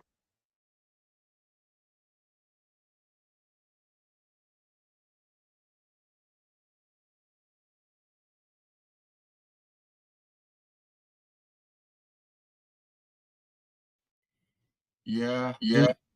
Show them your staker app. Show them your stakes. Show them what the yield is. But caution, it's the most speculative, highest volatility asset class on the planet. And you've got to be able to take volatility, which is the price for vitality. Not everyone is well suited for that dynamic. And, you like my grandmother, God bless her, if she were still alive, she would never invest in anything like this because she's way too conservative. I get it. But, if you have someone that is in high volatile assets, like a Tesla, right? That's the highest volatility legacy asset on the planet. But it pales in comparison to what we're talking about, right? Because if Tesla does well, you'll make, like, the highest I ever made was like 770%. Well, that's not a huge number in crypto. So again, I think it all depends on what their experience is and why crypto. I mean, because if you do get in early with the right founder, with the right fundamentals, with the right price appreciation track record, with the right yield and the right community, it's a foregone conclusion. Right. We can just see things with like Tesla. I think it's out of the S&P 500 now. It's not performing well enough. And also, No, second note, it's about time. Not to cut you off, Pepe, real quick, and I'll end it. It's about time in the market, not timing the market, right? So, like Pepe said, to allude to that point, it's being a day one on Pulsechain. It's gonna be so important when we don't sell and we get to ride we get to ride it all the way up, up and down. But since we're already in, you know, if we find a new floor, buy that, right, and just hang on.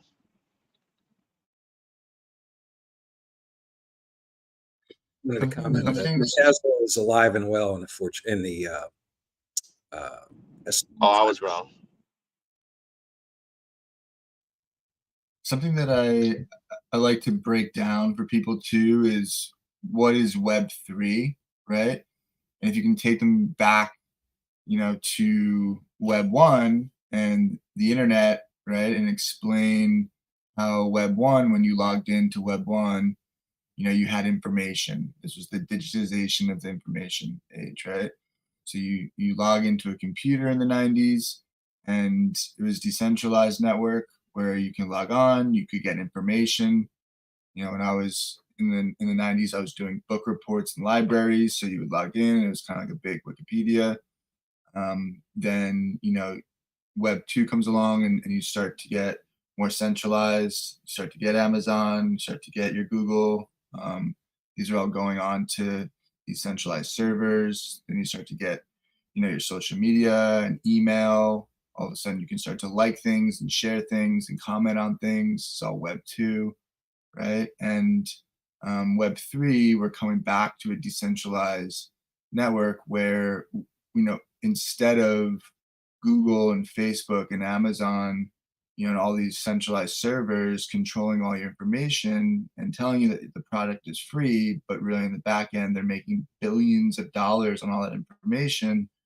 Well, now you control the network. And if you can get into, a project like Richard Hart's and Pulsechain, now you're the validators. Now you're collecting fees, behind that network effect. And, this is now, we went through the digitization of information, right? Everyone made David Letterman's that great interview with Bill Gates. He's just like, why would anyone listen to music on the internet? Have you heard of the radio? Why would anybody watch baseball on the internet? Have you heard of the television? So to be able to kind of zoom out and be like, look, this is the digitization of the whole financial industry. And they're all getting behind it. It's, you don't necessarily want to be the last one into that, because then you'll be getting the scraps. So if you do have a higher risk tolerance, where you can find projects like Hex, where it's like, hey, look, this is how I'm setting out stakes, sometimes a little bit bigger pays better, but if they have an extra $1,000 to kind of set out and get the copy and be able to watch and see how that works and see the yield come in, show them how they can get 30%.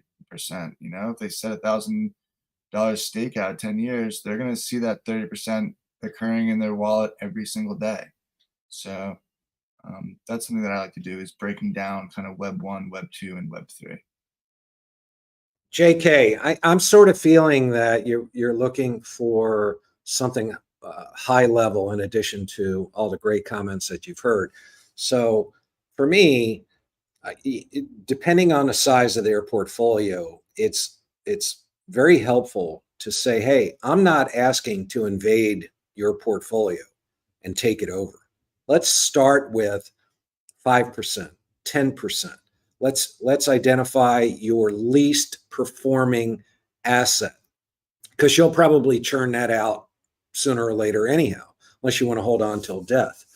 And then, measure it over a 1, 2, 3, 4 year period, and you'll likely find that it will outperform the percentage allocation that you have. I like that. Very non-threatening. I mean, yes, I invested in BTC. Yes, I bought some Ethereum. Yes, I bought some Cardano. But why am I here now?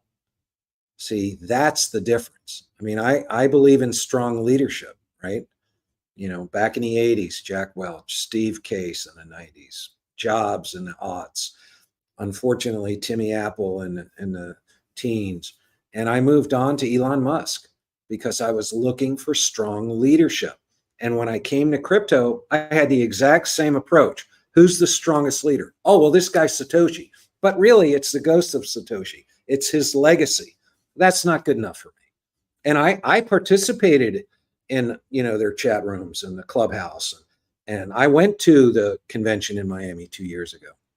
But they're just all tribal. And that was sort of a turnoff when they said everything else is trash, only BTC. So then I found Charles Hoskinson. I'm like, okay, he's a strong leader, but he wasn't about allowing you to make money. He's like, if you don't love the technology, and if you don't love banking the unbanked and helping the starving children in Africa, and if you don't, read all of our 105 white papers, get out. We don't want you. So I did, because I found Richard Hart, the strong leader. And that guy says, well, there's only one reason to get into crypto, and that's to get rich. I would disagree with him. I think you don't want to get rich. You want to be wealthy. But other than that, that's why I'm here.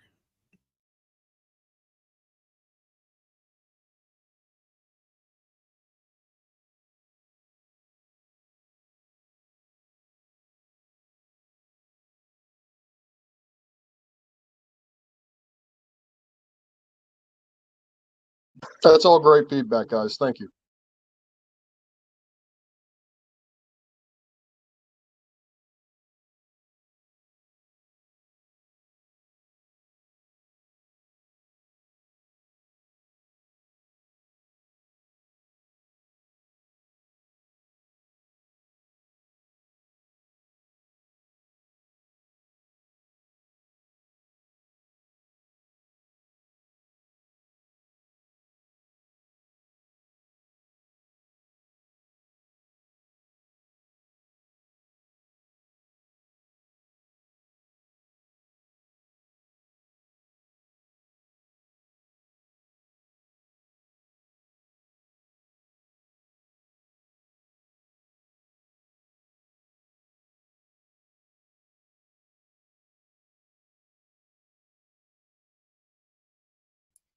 Wait till we launch and have a product to point to. Just be like, there it is.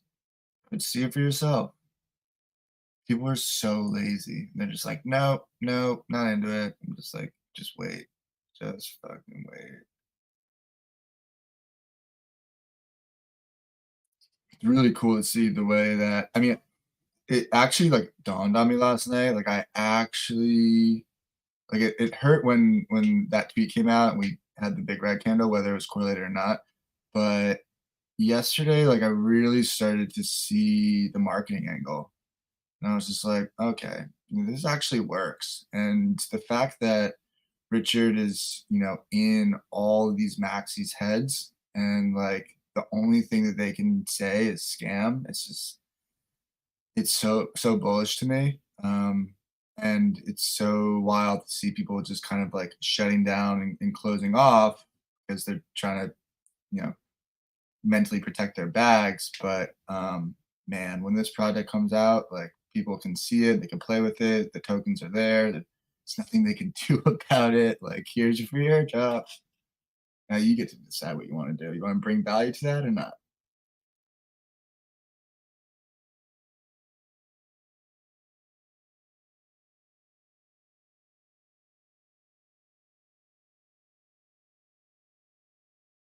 Yeah, but now he's got another narrative going on where he fucking hates gun control or no, he hates the USA. He's looking at Second Amendment. Like, dude, what are you stirring it up?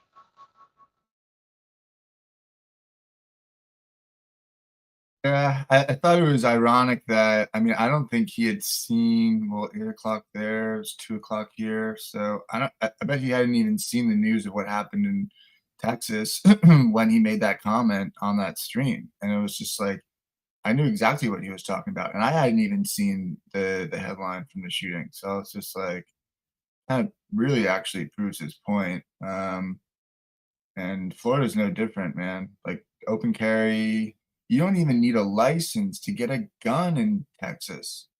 They dropped that. You can just go get a handgun. But we don't have to talk about that here.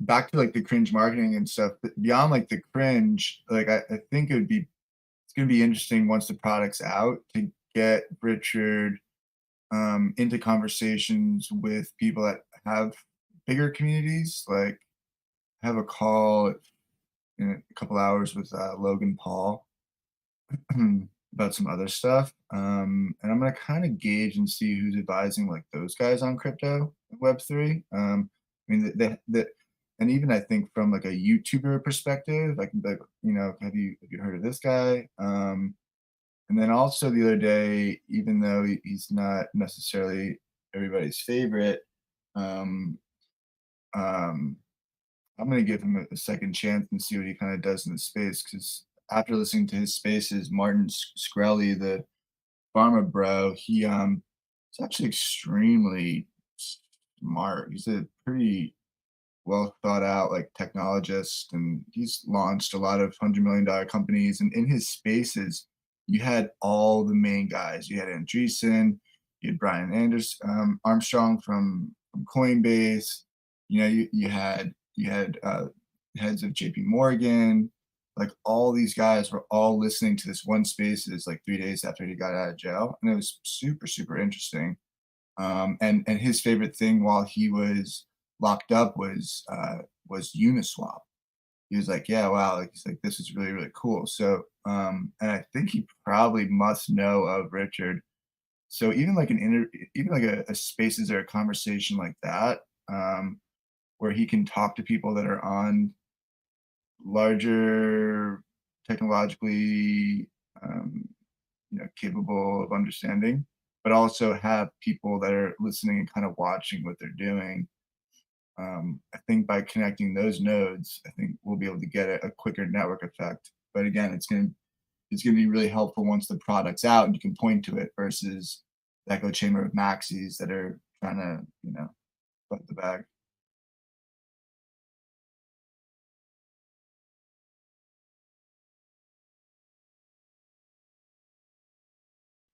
That was like a Lex Friedman interview. It'd be great. There'd just be some solid content out there. Right now I think that the content that's coming out besides his live streams is pretty piss poor. Gotta get that production value up.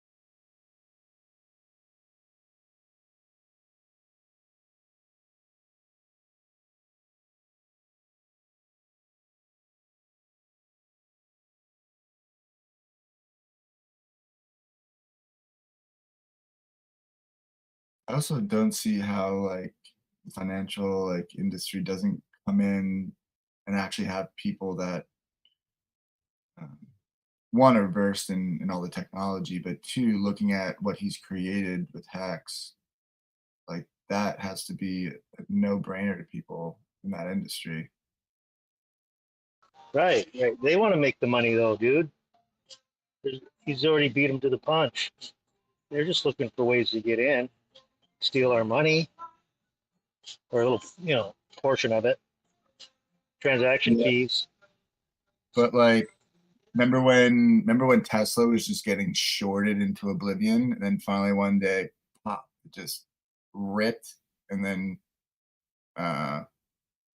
like you got the what's it called, the stock split, and then it kept dripping. Like I feel like there's that downward sort of gate cap pressure that as soon as it starts to rip, you only need so much of that low liquidity, or so many of those institutions to come in and put up 0.1% of their bag. It's off to the races. So it doesn't really take much. And I think that they'll also want to hedge, especially because how much money are they actually making on the shitcoins or on the exchanges, on those investments? Right. They're all probably pretty down on those. So what do you think about Richard taking the pressure off the devs, so we don't really have a timeline, so they can relax a little bit? They take this till the winter time, or what do you think? I don't really know. I'm not a dev, but I still think we come out this summer. I don't see why not. I don't know how much work that they have to go and rewrite. I know that someone had come in here a couple days ago and was explaining how potentially one dev had left, and they had to kind of clean up some things. But beyond that, I think we're probably pretty close. I don't know. I still think we're probably a month out, maybe a little more, depending on what Rich wants to do.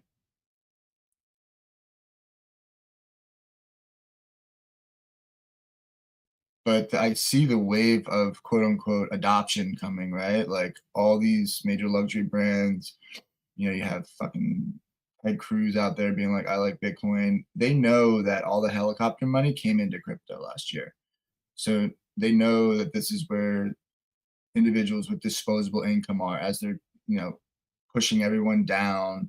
They know that this is where people have escaped to. So they're going to come here as well, and try to get a piece of the game. So, they're coming. And I think real quickly, they're going to realize that a lot of the products that they're using are trash. All these companies are going to use, BitPay, or I don't know what BitPay is, but they're going to try to use the Lightning Network or try to set up payments for Bitcoin and Ethereum. And I think they're probably going to see that people don't necessarily want to pay with them, with those currencies. No, I'm not really interested at all in paying for anything with cryptocurrency. It's not why I have it.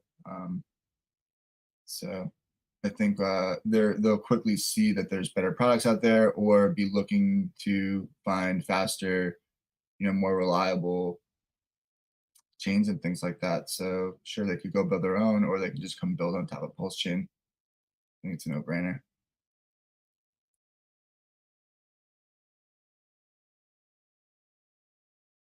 I also think people think that they think it's easy to just like make a chain or something like that. Like it's not. Like Richard says too, he's just like, you can tell that it's kind of hard to find certain devs that are, one, capable, and two, interested. And you see that with the case of Coinbase and stuff too. It's like I think the majority of like strong devs are out there building their own stuff and don't necessarily want to work on those projects. But building an L1 chain like Richard did, like it's got to be pretty difficult. And I don't think that people can just go and make those. So after a while, I think we're going to see the cream rise to the top. And as Pulse becomes complementary to Ethereum and relieves the some of the bottlenecking, we'll start to see some of that adoption quicker. But I think it's going to come hopefully from these legacy markets as much as it comes from potential smaller degenerate buys.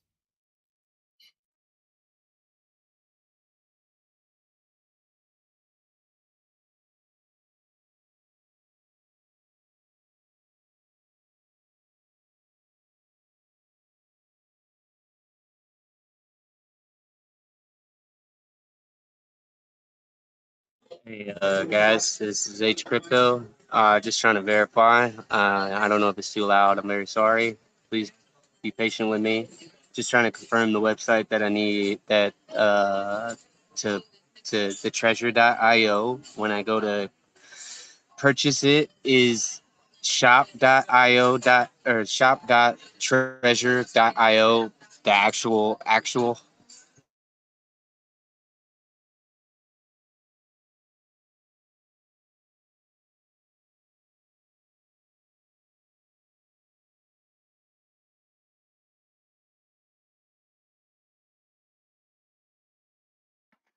Yes, that's correct.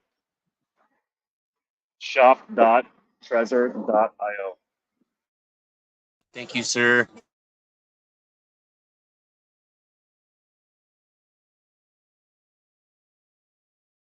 Um, will Pulsechain incorporate ZK rollups?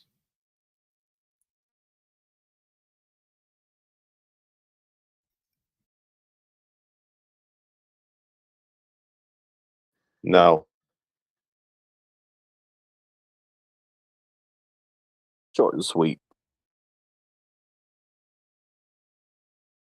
Yep. Good morning, everyone. Or good evening, or good night, wherever you are in the world. Good afternoon, Thor. Thank you. Is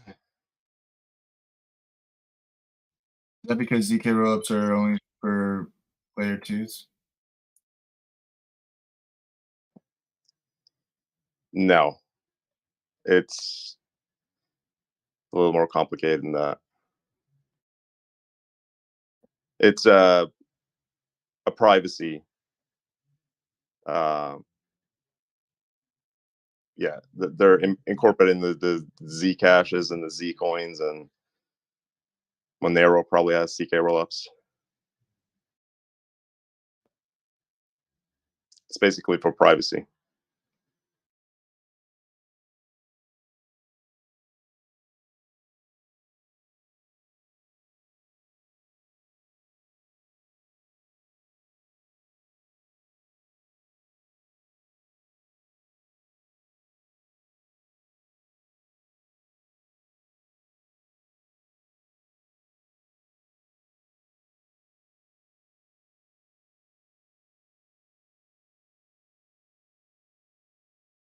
The other sector that I think is going to bring the quicker adoption, or a lot of people, is obviously going to be the gaming industry.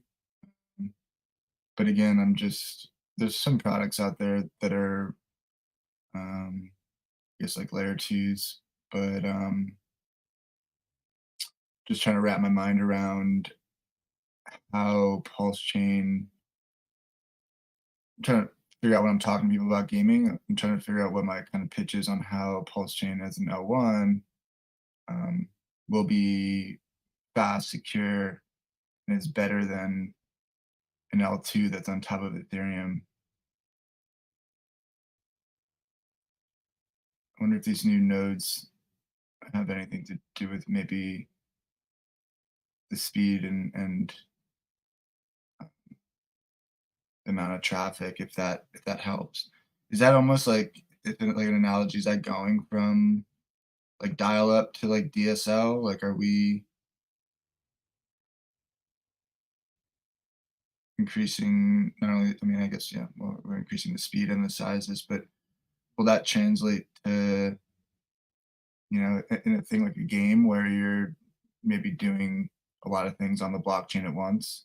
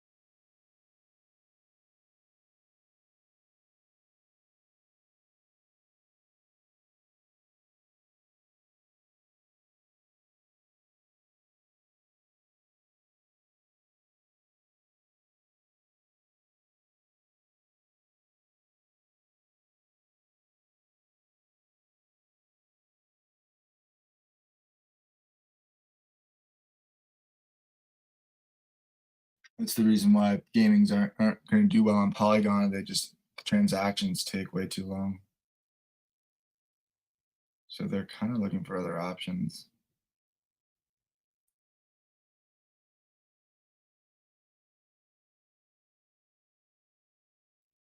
The more you bring these games out into their own blockchains and things like that, they start to kind of lose value with the community. People are trying to keep it as close to Ethereum as possible, because a lot of the assets are holding value on Ethereum. So it might be a pretty interesting solution.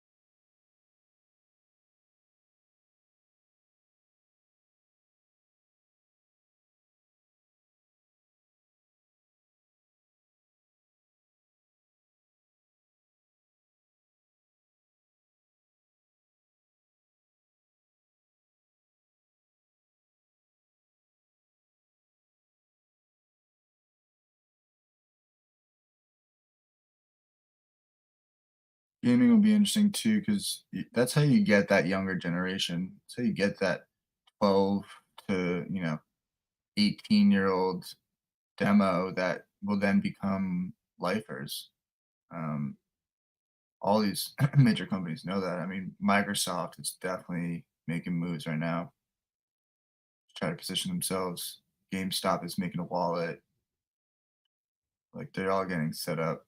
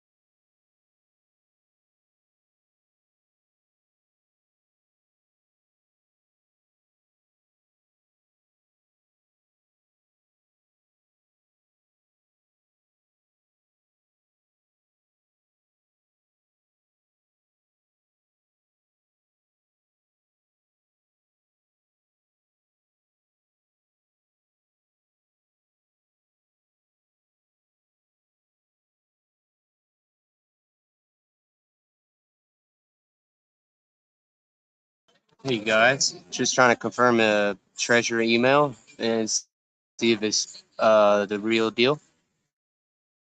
Let me know when you're ready.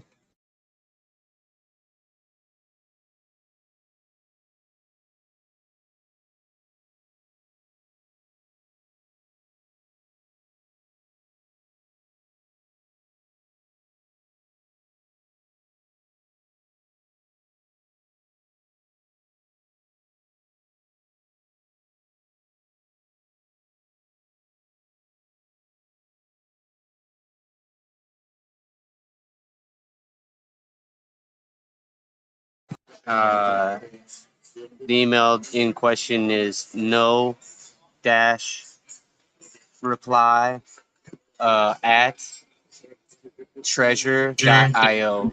Just trying to confirm. How are we? How we don't work for Trezor, bro? How are we supposed to know what the email is? I'm confused. What are you doing? You're sending them an email? What? I don't understand. That email is fine. That's a confirmation email. The email is fine, you said? I'm sorry. Yeah, if you just ordered your Trezor and you got a confirmation email by no reply at Trezor, that's normal.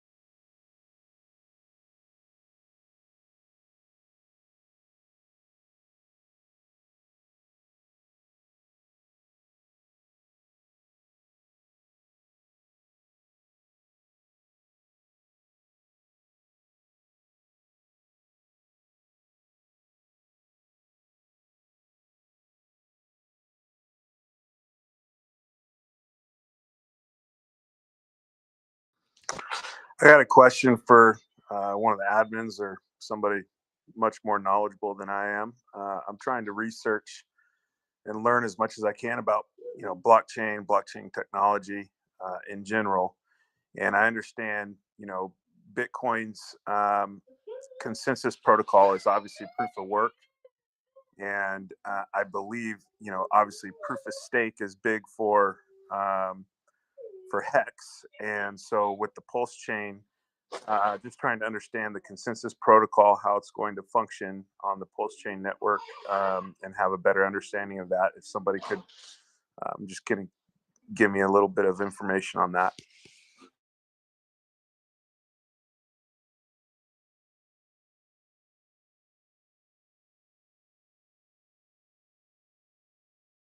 I'm sorry, guy. 2 more seconds and I'll be done till everything comes in. Just trying to confirm on my bank statement the treasure thing.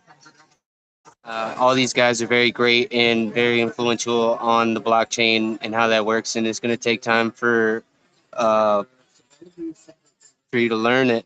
I don't know exactly where you're at on the spectrum, but just trying to confirm on my bank statement before I get out of here. I'm very sorry to interrupt and cut you off, dude. I'm very sorry.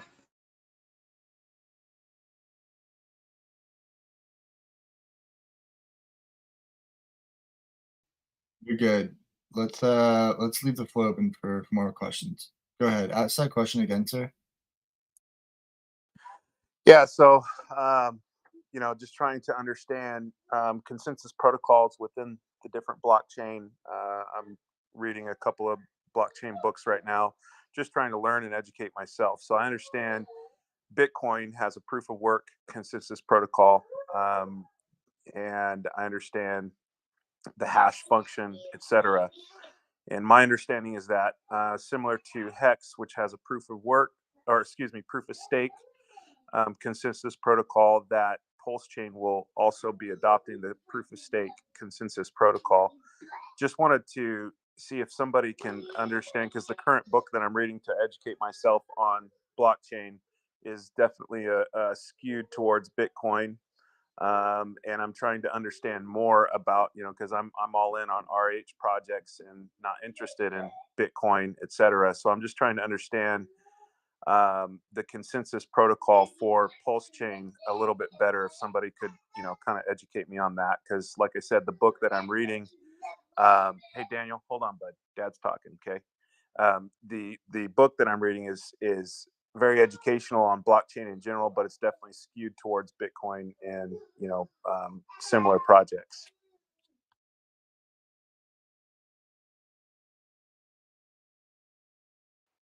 So again, the question is definitely geared. I'm just trying to understand how the Pulsechain consensus protocols are going to function.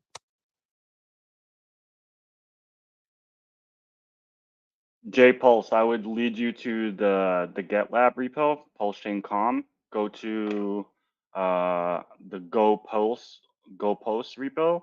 Scroll down to the middle where the body is of where it says Pulsechain node, and then it says that the repo holds Pulsechain for Go Ethereum and Binance Smart Chain. Click on the Binance Smart Chain. That would show you how the proof of stake authority works, basically how Pulsechain is going to work, how Ethereum works, and then that would get you an idea of how the validator and rotation works on Pulsechain. When you said Hex is a proof of stake, it's not. It's a proof of work because it's on Ethereum. It's just a staking protocol that's on top of Ethereum. So it's not proof of stake. It's proof of work. Got it. Link, would you mind? There was a lot to follow there in what you just said. Can you just DM me the GitLab info that you just said, and I'll definitely do my own research on that. I'm gonna throw it in the main chat so everybody can see it. Thank you. You're welcome. Like, can you explain too when Richard talks about like Bitcoin being spaghetti code and the consensus layer? What's the second layer that it's on top of? So there's consensus layer, and then there's the data layer, and that's what Vitalik ultimately separated those two. And because that spaghetti code was on top of one another, it's hard for devs to code in it, and also that's what led to those bugs being found, where that the Bitcoin Cash guy was able to close and patch it before you could mint as many tokens as you wanted. I'd love to be able to flesh out that talking point as well. Yeah, I'm not too sure how Bitcoin works and how the consensus layer works and how Ethereum was derived off of that. I would have to look into that myself.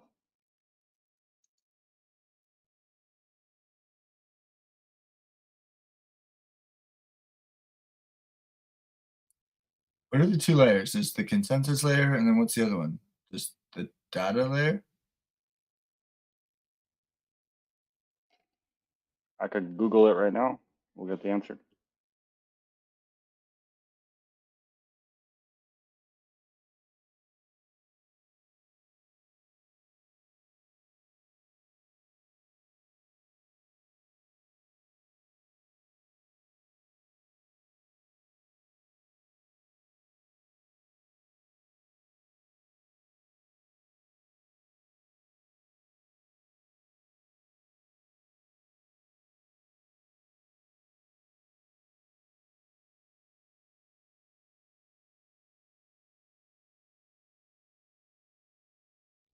I guess it would just be the blockchain and then the consensus layer.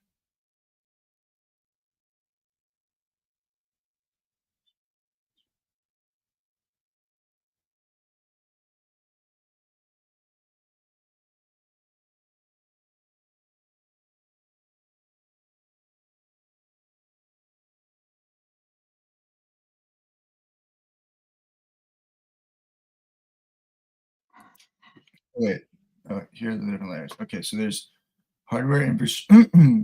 All right, so this is a great chart. All right, so at the bottom there's the hardware infrastructure layer, and then on top of that is the data layer.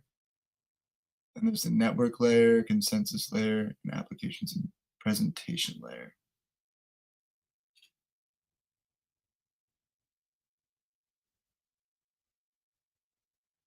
So I think essentially when Vitalik separated the consensus layer from the data layer, that allowed for him to create what an EVM is. I'm not speaking from facts here. I'm just trying to work this out in my mind. But maybe by him separating the data and the consensus layer, he was able to make an EVM, which is essentially like the Merkle trees. EVM is an Ethereum virtual machine. And the way I like to think about it is like your folder hierarchy in your computer. And that is where it kind of like disseminates down. You know, it's kind of confusing.